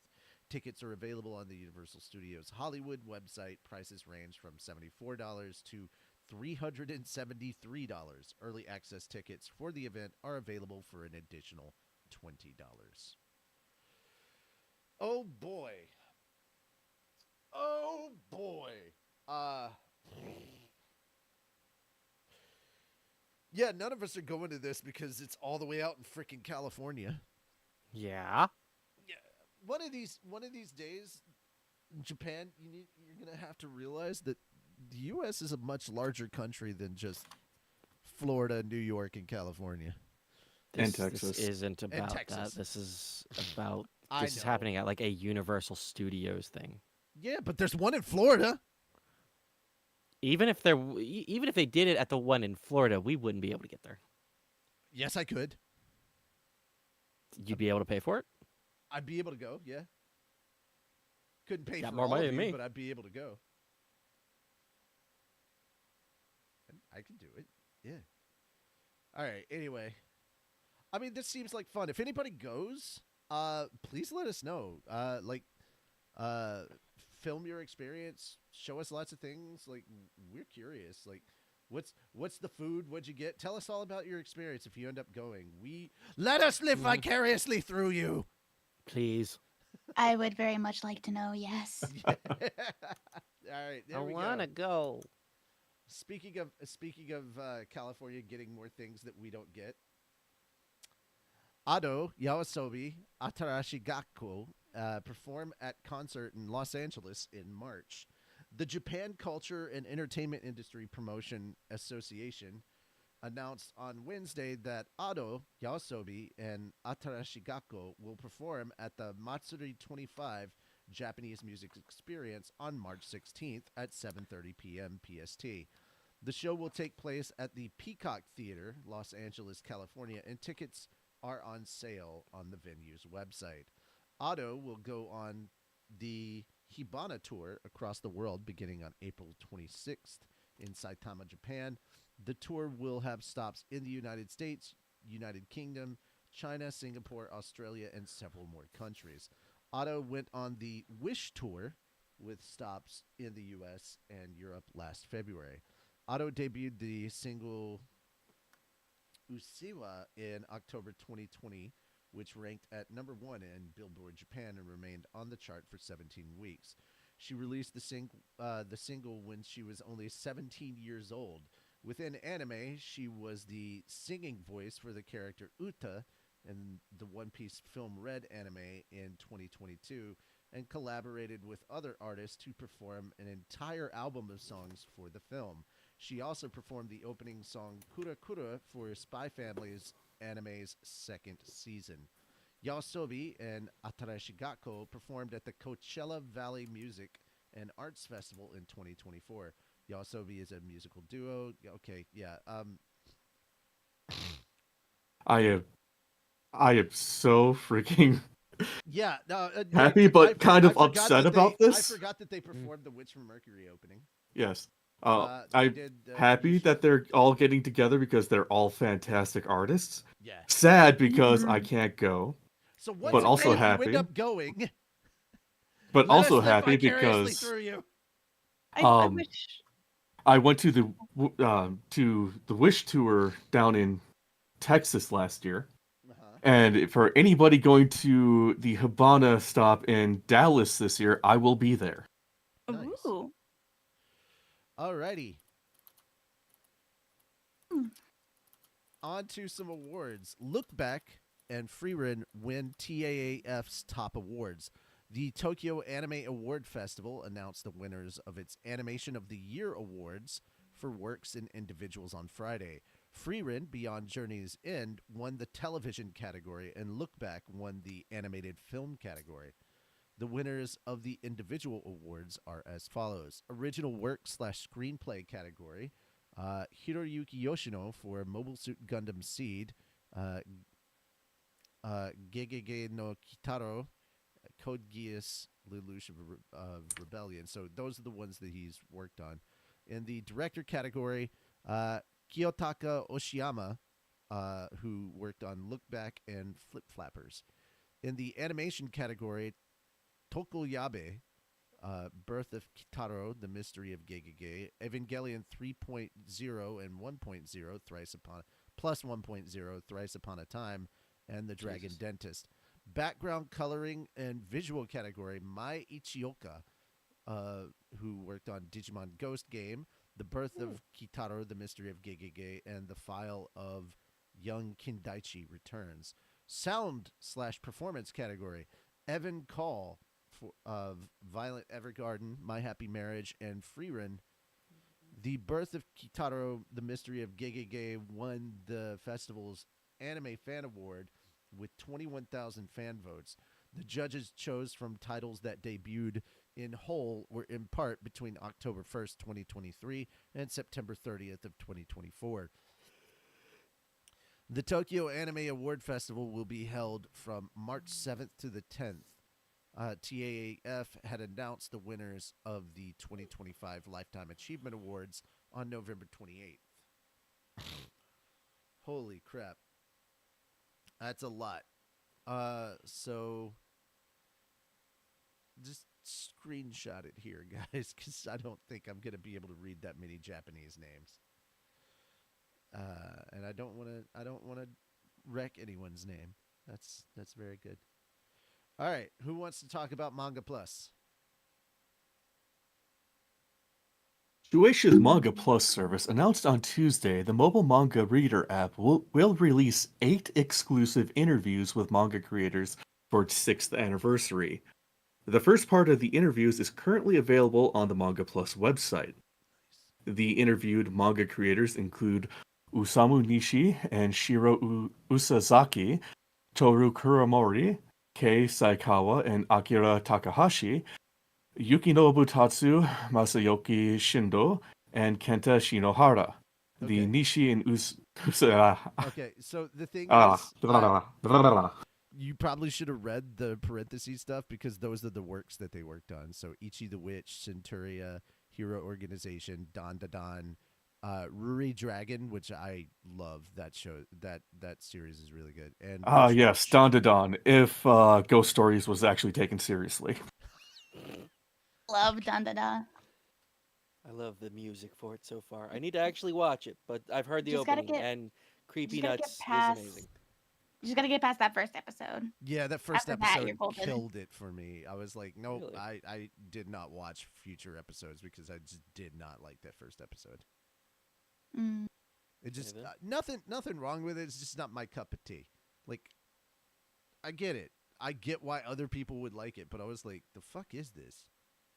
And my whole thing was like, I have so much time that I need to be working on other things or watching other anime, and I'm like, do I have time to add this series that I'm not all that interested in right now? And I realized, no, I probably don't. And that's I miss time. yeah.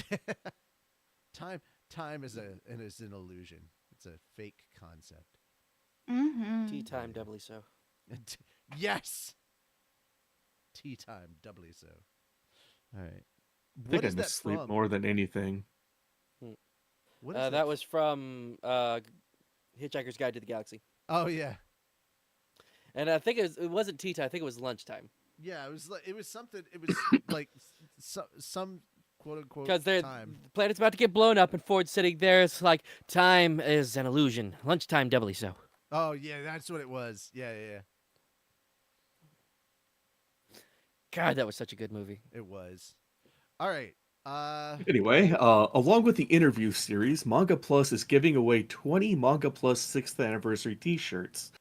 The t-shirt features characters from One Piece, Boruto, Kaiju Number 8, Chainsaw Man, Sakamoto Days, Spy Family, Dandadan, and Kagurabachi. Tokyo which is the Otaku. anime that's which is the series that is keeping Shonen Jump up right now. Kagurabachi is the new hotness, as it were. Tokyo Otaku Mode is managing the giveaway. And Manga Plus launched globally, excluding remember Japan, Tokyo Otaku China, Mode. and South Korea for some reason, in January 2019. Yeah, there we go. I remember Tokyo Otaku Mode. Back when we were doing the Naruto podcast, they offered to sponsor us, and I was like, "Oh, that's really cool." But like we didn't make any money off of it. We just shouted them out. But yeah, that's cool. I'm interested in checking out these interviews. They look pretty, like especially the Ruri Dragon one, because it's like, what if a typical high school girl started developing dragon abilities because it turns out her dad was a dragon? Wow, her Oh, poor mother. I think there's like an English, uh, like story kind of like that. Hmm. There've been a 'Cause couple. I remember watching something like that when I was younger. It was weird. Yeah, it was a demon though. I think I know exactly which one you're talking about. All right. Because the kid ate charcoal and shit, or was he a dragon? It might have been a dragon. I don't know. All right. So, lastly, GKids to release Mamoru Hosoda's Summer Wars Wolf Children films in 4K. Oh my God! Fucking Wolf Children. Oh, oh, You want something that'll make you cry? yeah. That will do it. That will do it. Oh my God! Wolf Children was such an intense movie. So Wolf Children, I've always been intrigued, but I've never had the chance to watch it. It's good. It's very Same. good. Yeah. I've seen GKids bits announced and on pieces. Tuesday that it and Shout Studios will release Mamoru Hosoda's Summer Wars and Wolf Children anime films on 4K UHD steelbooks on April 1st and August 5th, respectively. Both films will also get updated Blu-ray disc and digital download releases on the same days. I'm looking forward to the digital download. GKids acquired the North American distribution rights to host it as The Girl Who Leapt Through Time, Summer Wars, Wolf Children, and The Boy and the Beast films last March. Summer Wars and Wolf Children entered GKids' catalog immediately, while The Girl Who Leapt Through Time and The Boy and the Beast enter the catalog this year. The films are planned for theatrical and home video releases. Are you kidding me? I can watch Wolf Children in Sweet. theaters? I could watch freaking Summer Wars in theaters. I could cry in a theater? Don't cry in a I mean, maybe you can cry in a theater. I'm Like, crying in a theater. Wolf Children is fucking cry-worthy. Okay, Funimation previously released Summer Wars and Wolf Children on DVD and Blu-ray. Yeah. My only question is it the same voice cast? That's what I want to know. Okay. I hope so. Now, these, we do want to read a synopsis on these. Summer Wars centers on timid 11th grader and math genius Kenji Koiso, who is asked by older student and secret crush Natsuki to come with her to her family's Nagano home for a summer job. Natsuki's family, the Junoichi clan, dates back to the Muromachi era, and they've all come together to celebrate the 90th birthday of the spunky matriarch of the family, Sakai. That's when Kenichi discovers his summer job is to pretend to be Natsuki's fiance and dance with her at the birthday celebration. As Kenji attempts to keep up with Natsuki's act around her family, he receives a strange math problem on his cell phone, which, being a math genius, he can't resist solving. As it turns out, the solution to the mysterious equation causes a hijacking of the social network site throughout most of Japan's social and business traffic flows. Yep.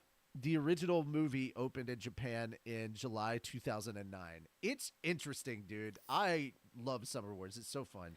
Like, It's a damn okay, good movie. if you like Digimon, you will love Summer Wars. Oh, Summer Wars Yeah. reminds If you me like of Digimon the movie, you will You love will Summer love Wars Summer even Wars. more. All right. Funimation describes wolf children. Hana has a student. Hana was a student before she was a mother. She was bright and pretty, and her future held endless possibilities. Then she met a man who turned out to be a wolf, and together they built a family. Hana loved her mate fiercely, but fate took him from her, leaving her alone with two unusual kids she didn't know how to raise. Frightened of being discovered, Hana and her wolf children fled to the countryside to build a new life. Raising her little wild things was an adventure. It left Hana bruised, scratched, exhausted, and joyous, overwhelmed as her pups grew strong and wandered further every day. This is a mother's journey. Teach your children to chase their dreams. Oh, I'm already tearing up. And smile through the tears as they disappear into the world in search of who they will become. Hana wasn't always a mother, but it was always what she was meant to be. Fuck. I'm just thinking about the ending of the movie and it's making me cry trying to read. Ah! You got this. I believe in you. Oh, I'm already done. That's it. Like I'm having a sniffle because like damn it, I cried and my nose is like, oh, activate? No. But yeah, so you said this was being put out by Shout? Yeah. Shout Studios. Let it all out. God damn it. I knew it. I knew it. I knew it. Look. These are the things I could do without. These are my on. tears. I'll do what I want Come with them. on. I'm talking to you. Come on. There we go. Also, you got the wrong song. No, I didn't. Yeah, you did. No, because those are the lyrics to Shout. No. Shout, Look, don't come on twist it, now, okay? Shout, come on now, shout. Oh, man. But Luffy's JPVA is in it. Oh, okay. Anyhow, yeah, that's the news stuff. We're gonna be moving on to the reviews shortly. As soon as I get there we go, get that out of there. So we're gonna start reviewing the news. The news. We already did the news. We're gonna start reviewing the shows. Obviously, we're gonna start in order. So we'll be with Blue Box, and then I think the next one is Apothecary Diaries, and then it's Solo Leveling, and then finally Zenshu. So those four. Put the spoiler sign up. I know. I'm getting to it. Those are the shows we'll be reviewing. So if you don't want spoilers for these shows, we absolutely understand. Thank you for coming and hanging out with us as we've given you the nerdy news of the week. We really do appreciate it. Spoiler warning will be going up as soon as we start, so that way everybody knows, hey, if you want to stick around but mute this section, you can absolutely do that, and I'll take the spoiler warning down once we have finished doing our reviews, and then we'll sign off and do our thing where we sign off. I'm so bad at this right now. Dude, I got flustered by reading that thing about wolf children, and now I'm just like, I forgot. My brain shut down. I don't know what I'm doing anymore. Anyhow, that being said, spoiler warning is going up, and the reviews are beginning. I forgot to watch stuff. You forgot to watch stuff? Yeah. That's par for the Okay, it course here, happens. to be fair. Yeah. I last minute, like, kind of, not really last minute, but kind of just like, I figured you weren't going to be caught up on stuff because you just got this thrown at you a couple days ago. So I had other stuff going on. If you need to type up a list of the shows just to like binge them over the week, yeah. All right, so let's get to talking about Blue Box real quick. Hina, you making me so mad. But also, Taiki, why the fuck didn't you just take the hint? God. Because Taiki's a moron. He's a coward. His Also own that. words. Yeah? At least he Yeah. realizes it, but fucking. Ah! Ah. Hmm. Is anyone going to give a proper synopsis or? I had to watch like 3 episodes in a row to Fair catch up. All right, so in this episode, we're just kind of continuing where we left off, of course. Gotta remember. So it picks up right at that moment where Hina's talking to basketball chick. God, I'm terrible with names. Chinatsu. Chinatsu, that's it. Hina's talking to Chinatsu, and they're doing a little back and forth, and it's right after Hina said, "I told Taiki that I love him, but I can't really do much because you're living with him." So and then that's when Chinatsu says, "Oh, I'm not living with him right now. I've got like a whole month, and then I'll be then I'll probably be back." And then Hina's sitting there like, "Oh, really? Now is the time to make my move." So she comes up with a plan. We don't hear the thoughts here, but like with everything that happens after, this is where she came up with that plan. That evil bitch. Oh yes. Um. So they're still getting ready for everything. Taiki's still training and stuff, but there's something missing. Something's lacking. He's not improving, and he can feel it. He's beating the shit out of everyone except for the other guy. I forgot his name. Shit. Haru. Haru, thank you. I need to have like a list of names. But beating up everyone except Haru. Haru's still sitting there. It's like, yeah, so your heart's not in it, so you're not gonna beat me.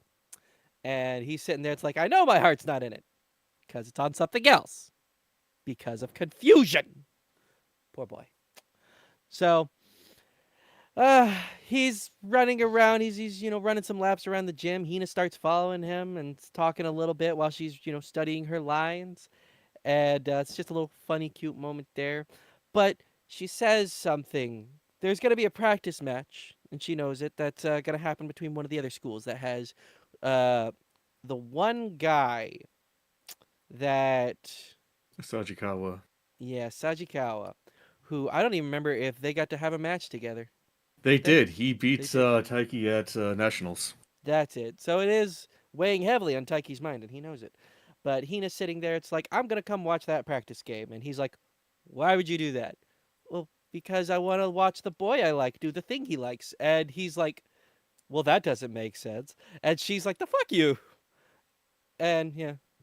But then later, when main guy and Chinatsu, they meet up for their usual morning practice, or at least when they get there in the mornings.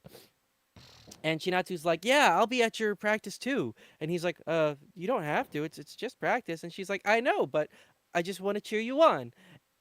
And I'm sitting there like, "Ask her out, you idiot." Ugh. But he doesn't. Doesn't take the hint. He just remembers the words that Hina said, and he's like, no, that couldn't be right. Again, he's a coward, so he automatically assumes it's not what he's thinking. True. So we go on later. We see them go through the day. He's helping them get set up for their putting on the play of Snow White, and he's like, "Hey, where's Hina? Just want to check on her." And someone speaks up. It's like, "Oh, she was practicing in a different room." He opens the door, and she's just laying across some desks. She's practicing for that scene. And the first thing he says is, "Oh my God, are you dead?" And she's like, "No, I'm not dead, you idiot." So, yeah, they talk for a little bit. She's having trouble figuring out what reaction she should have to some random prince coming up and kissing her and bringing her back to life. Which is fair. How the fuck do you react to that? So, they talk about it a little bit. Some funny moments happen. And then she's like, "Here, let me just practice." So she lays down, and it's quiet. It's real quiet. And then the what's his face? He stands up, and he's like, Hina, are you okay?" And then she's sitting there. It's like I just imagined it. What would it be like if you kissed me? And he's sitting there like, eh. And Hina's like, I mean, like, what if you did kiss me, like, for practice purposes, just for real? And then he's sitting there like, no, I can't. Fucking coward. Yes, he realizes it, but still, oh, it hurts. Because I'm sitting there, it's like, boy, you had your golden opportunity. You could make a definitive choice. Boy. And even if this doesn't, whew, whew, whew. Okay. She takes it in stride. She gets up and she walks out, and he's just sitting there like, I don't know what to do now. And then he continues on with practice, and he goes to get himself a drink later, and the episode ends. Oh, wait, a little bit before that, Chinatsu and Haru have a little heart to heart, and Haru sees what's his name? Fuck, The Badminton boy. I don't Forgot his- remember. I don't remember the guy that beat him. Yeah, Right? no, Sachikawa. no, the main guy, main character. Oh, Taiki? Yeah, Taiki, Jesus. But Haru knows that Taiki is just kind of running away from his problems. He's doing things the hardest way he could for himself. And Chinatu's like, well, you should help him. I mean, you are a senior after all. Give him some advice or something. And he's like, I could, but I don't know. I don't know if he'd accept it. He almost tries. He does. He gets some water. He's like, I'm going to try to talk to him for a bit. And then he gets in and sees he's kind of goofing off a bit and eating curry with the others. And he's like, nope, fuck that. All right. But then the next day, Sachikawa, he's there.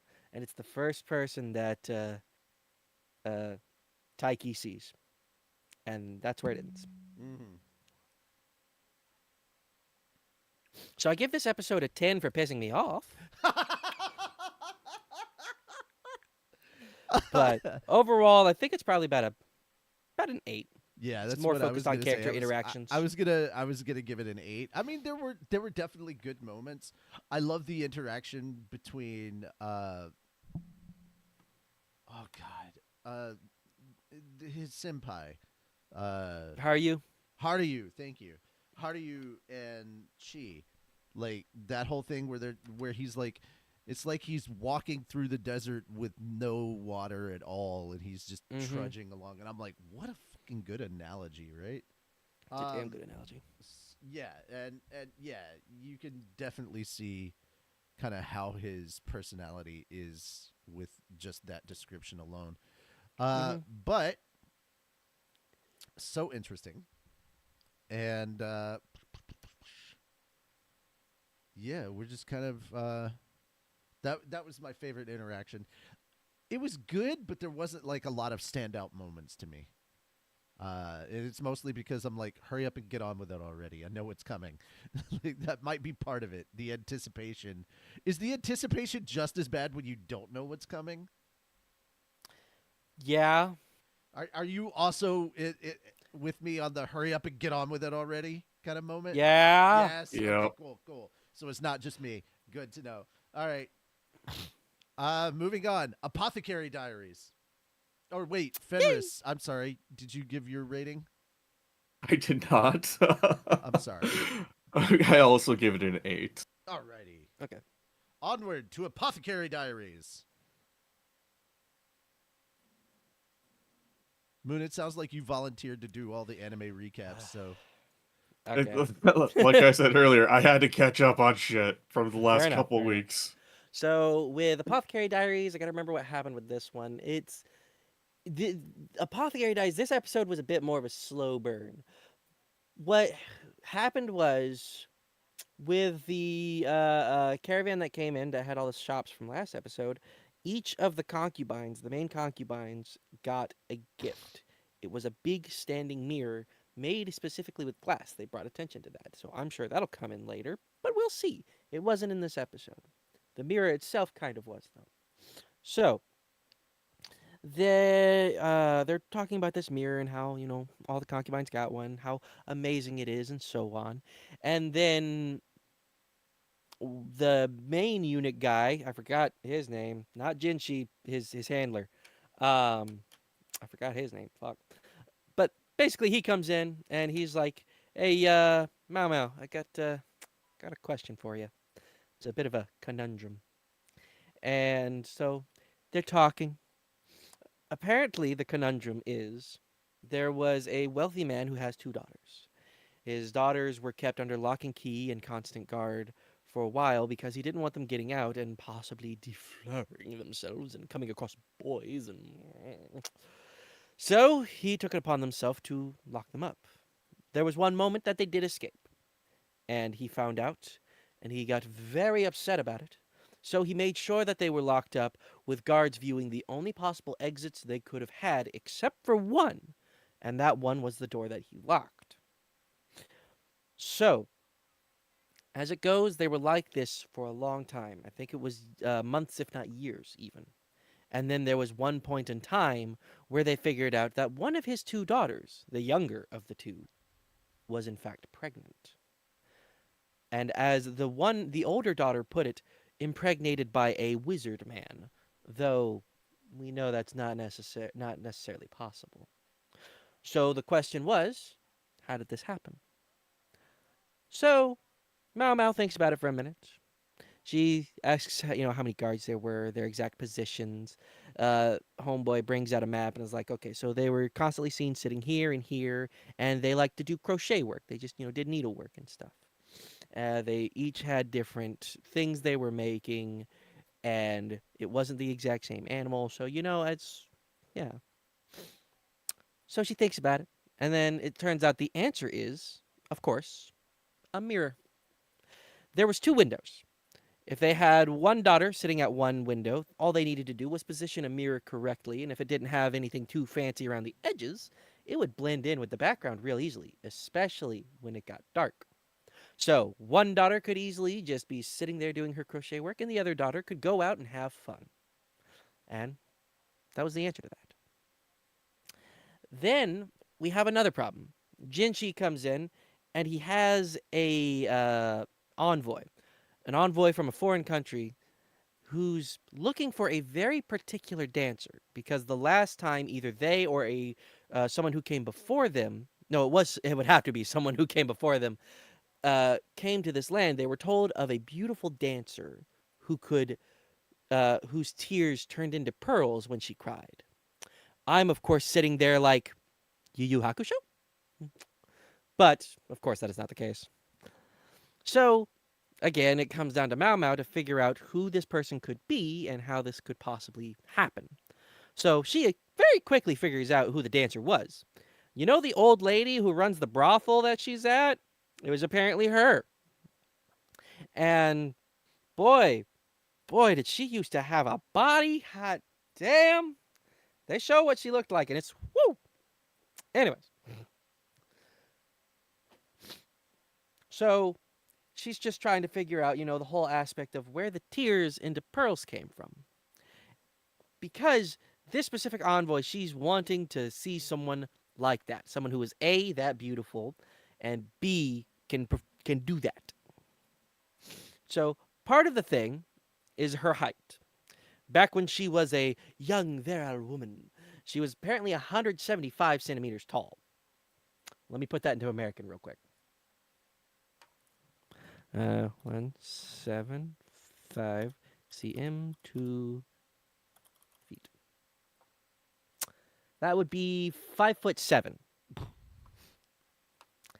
That's not extremely tall for an American, but it's decently tall for Chinese, especially women.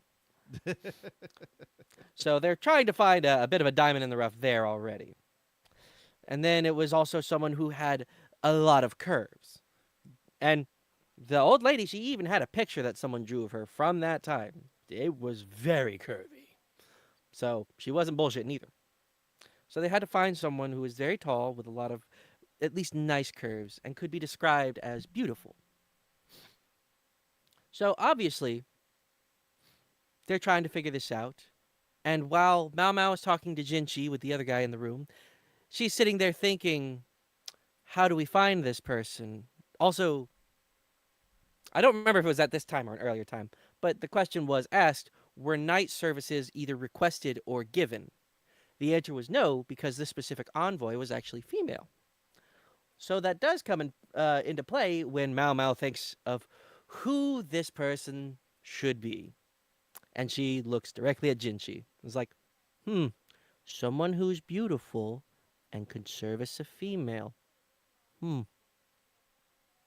And that's kind of where that leaves off.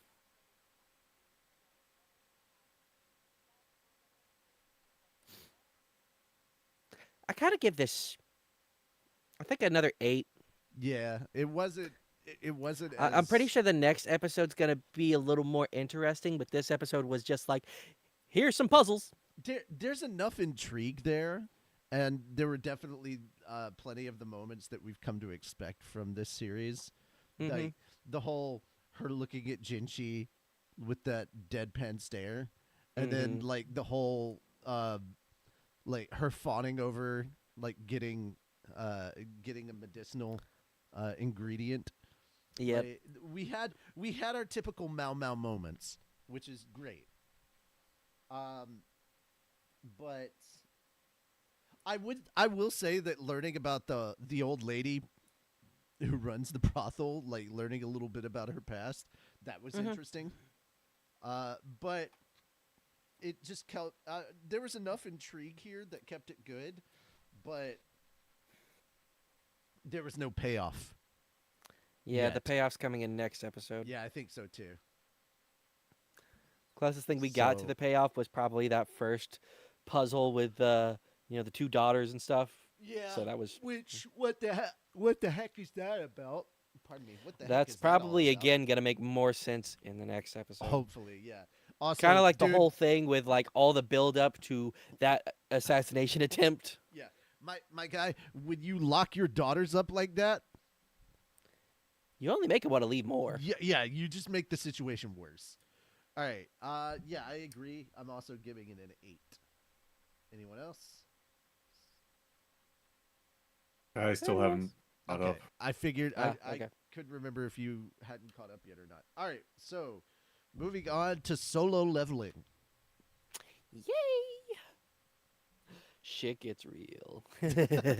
Oh, I- oh, I don't enjoy this Oh. episode. I don't enjoy this episode as much because as it feels like the first episode where things didn't move as quickly as the other episodes. Like, This is Not another necessarily- episode that's just like the payoff's gonna be next episode. yeah, the payoff's definitely next episode. I'm hoping the entirety of next episode is nothing but a bloodbath. I do too. Oh my gosh. Considering how quickly they move through events in this anime, I'm thinking we'll get this dungeon wrapped up within the next episode, and then 2 weeks from now we get the S rank reveal. Probably. I'm Though I gonna would c- love. Here's my thing. I would love it if they just end this episode with him just humbling that arrogant little snot. end the season with that. Yeah. Oh no, not the season. This isn't anywhere near the end of the season. This is 2 episodes away, if 1 or 2 episodes away. No, there's more. No, ending the season. They've already shown footage of him going back to the demon tower and fighting alongside the demon girl. Mm. So it's already past all that. I mean, the Either demon way. girl who gets a crush on him. Yeah. Yeah, it's cute. Of the But, Raditz clan. The Raditz clan? The the Raider clan. It's like we're Raditz. No, we should actually make that joke. The Raditz clan. The No, Raditz. Raditz. Yeah, Raditz. Yeah, Raditz. But you're the weakest of the families. The Raditz clan. The Raditz clan. I like that. Yeah, we should do that when we get there. All right. Yep. Moving on.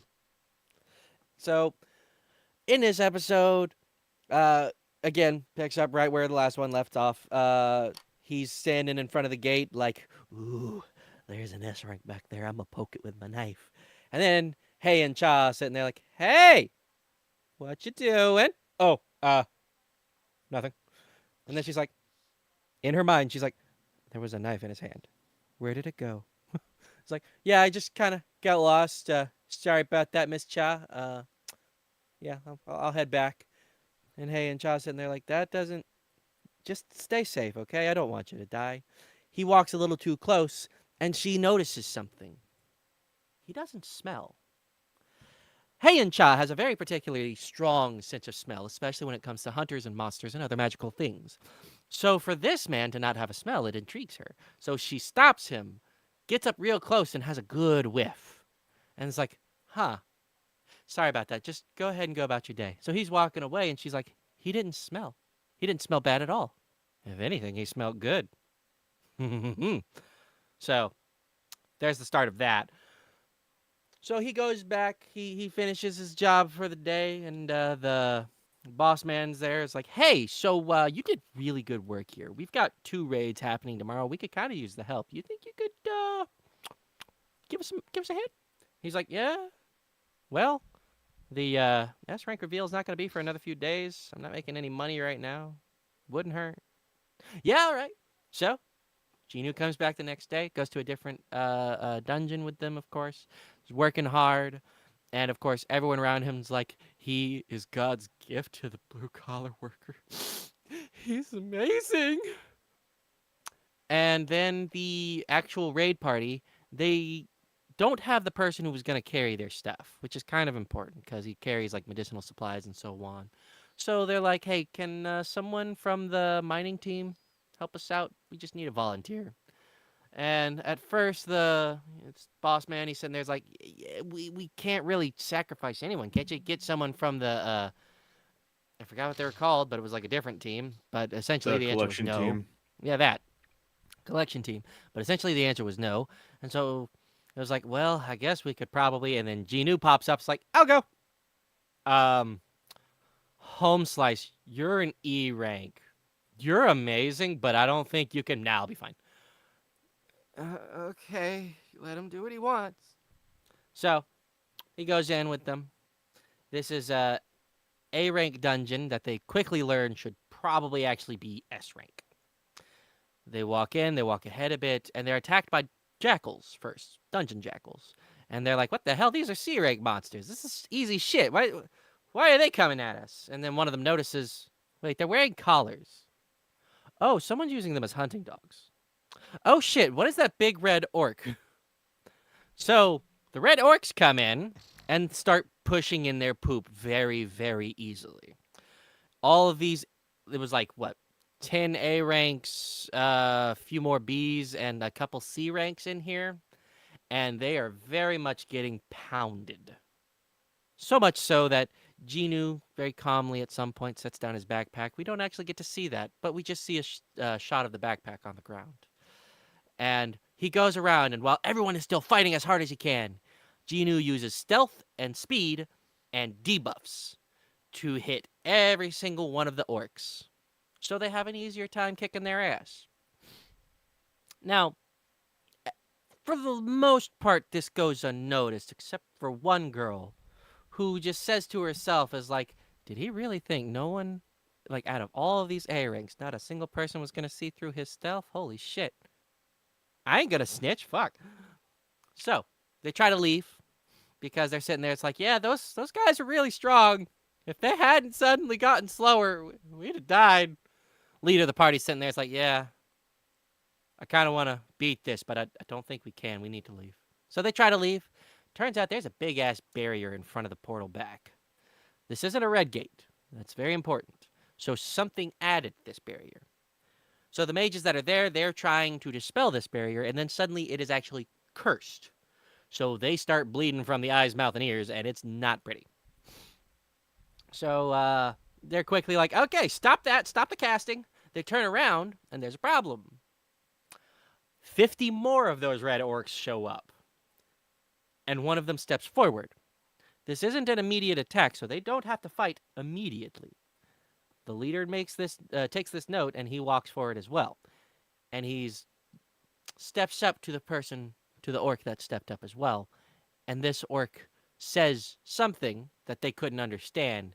And then his head goes all twitchy, like a FNAF animatronic going crazy. And then suddenly it speaks. in Korean.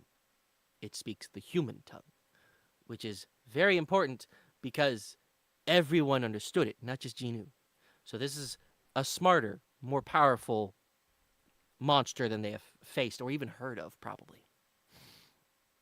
So the voice speaking through the red orc tells them, I am the boss. Well, in different terms, but essentially it's, I am the leader of these orcs.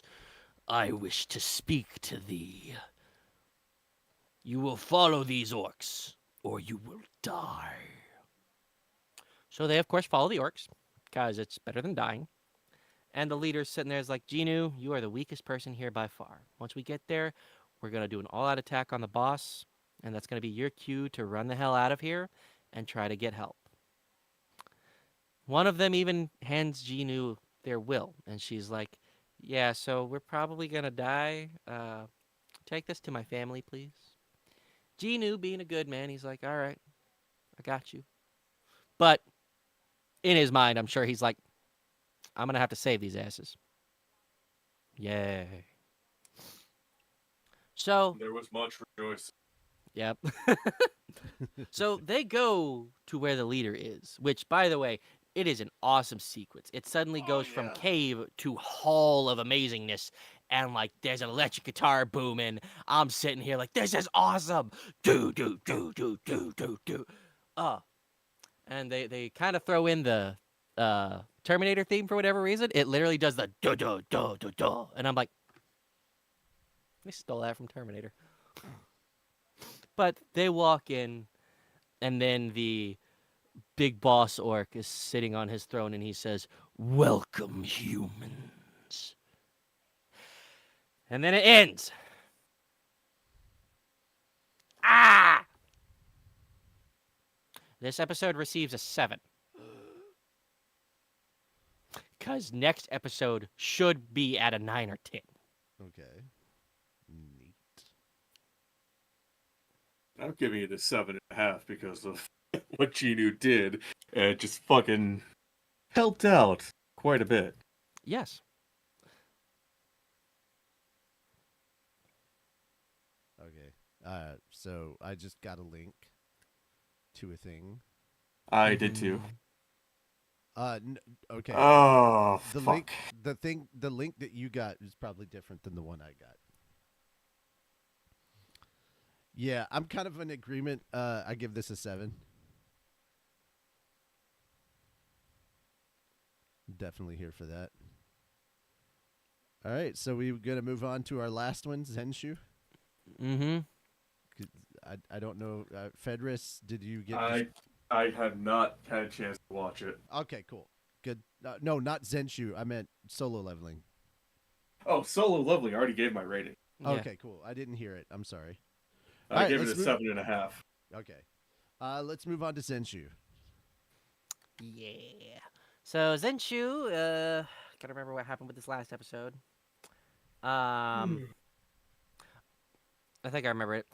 So Zenshu, this most recent episode, what happened is the main girl, she remembers something about the movie, the original movie that this whole world was from.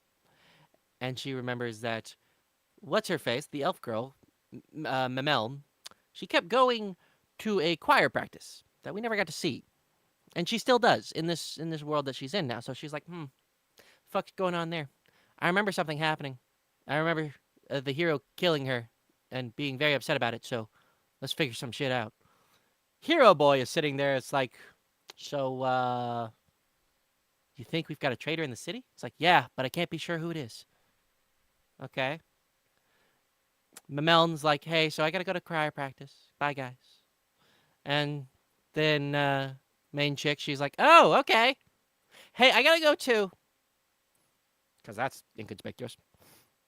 So she goes, she follows. Hero boy follows her. And almost blows her cover. Because,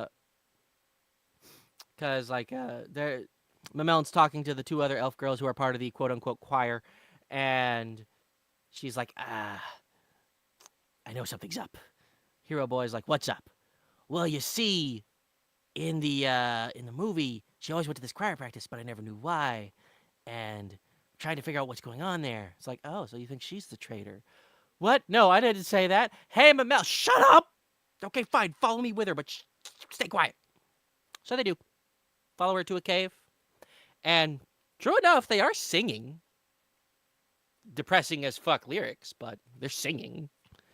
But Mameln is apparently the leader of this cult who are just trying to go ahead and let the things happen and let the world die because they are just sad and upset and they're tired of fighting.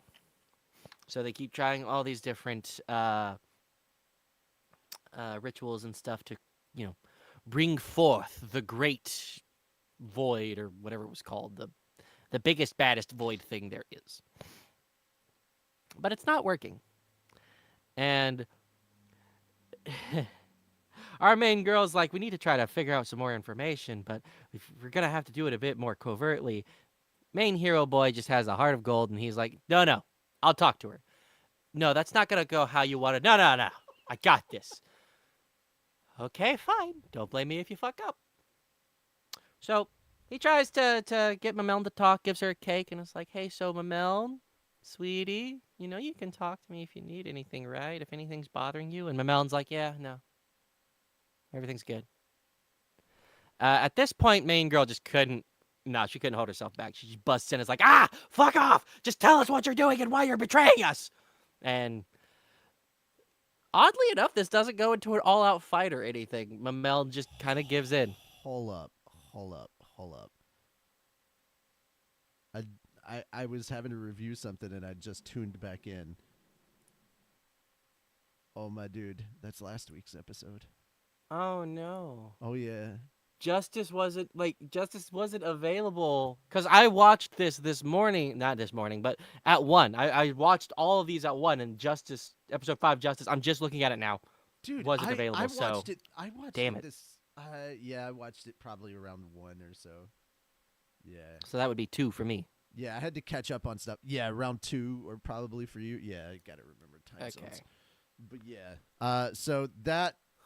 All right, yeah. Review last week's episode. We'll everybody can catch up, and we'll do 2 episodes next week. Good stuff. Yeah. Okay. We'll wing it. Why not? It's what we do.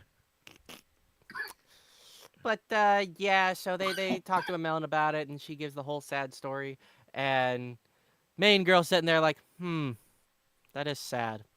Mameln's already walked off. It's like, I'm going to do what I do. You do whatever you do. And Hero Boy's sitting there in full-on tears. He's like, I never realized. I'm sorry. So the next time they go, they have a plan. They're going to infiltrate the thing, and they're going to show them the big bad and be all like, okay, this is the big bad. He says, don't kill people, okay? God, this was so funny. I'm starting to laugh at it now. So this was a decent plan, but already main girl's like, that's a stupid plan. It's gonna fail. We'll try it, but it's gonna fail. So they, of course, try it, but unfortunately, the cult has a plan of their own. Kill the hero boy. So they get in there, they start chanting, Hero Boy is suddenly being surrounded. He's in disguise, he's in a hood, but they knew he was showing up, so it didn't fucking matter. And main girl sitting there is like, oh, fuck, I have to do something here. What can I do? The little drawing peg is like, hey, draw something, girl. It's like, oh, okay. But what? And then she uses the greatest power of all. The power of anime boys and thirst. She draws up an anime boy that is so gorgeous and makes a full-on animated music video, like original video, and it's beautiful. The song is amazing, and it's so wonderful. For some reason, this is what gives Mameln a reason to live, and everyone else in the cult. They watch and live through the whole animated sequence. The anime boy turns into pages, because that's how the power works. Main girl walks up, it's like, hey, shit sucks, but there's always a reason to smile.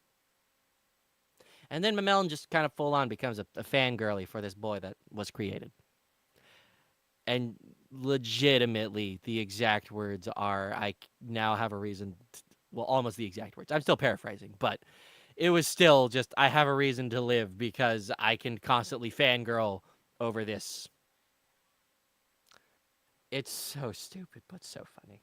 I give this I think a 9 out of 10 because the song was great. The animation sequence for it was amazing, and it was so funny. I'm not like the biggest fan of idol culture, but I get the joke.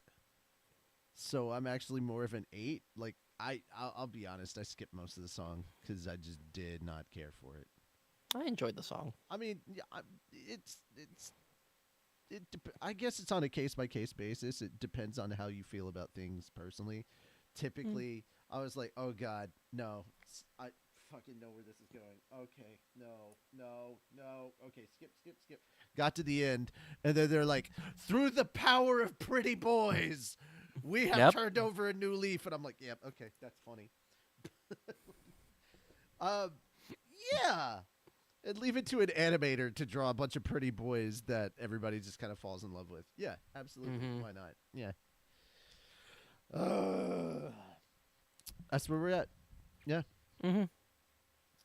Okay, so now it is time to do the thing.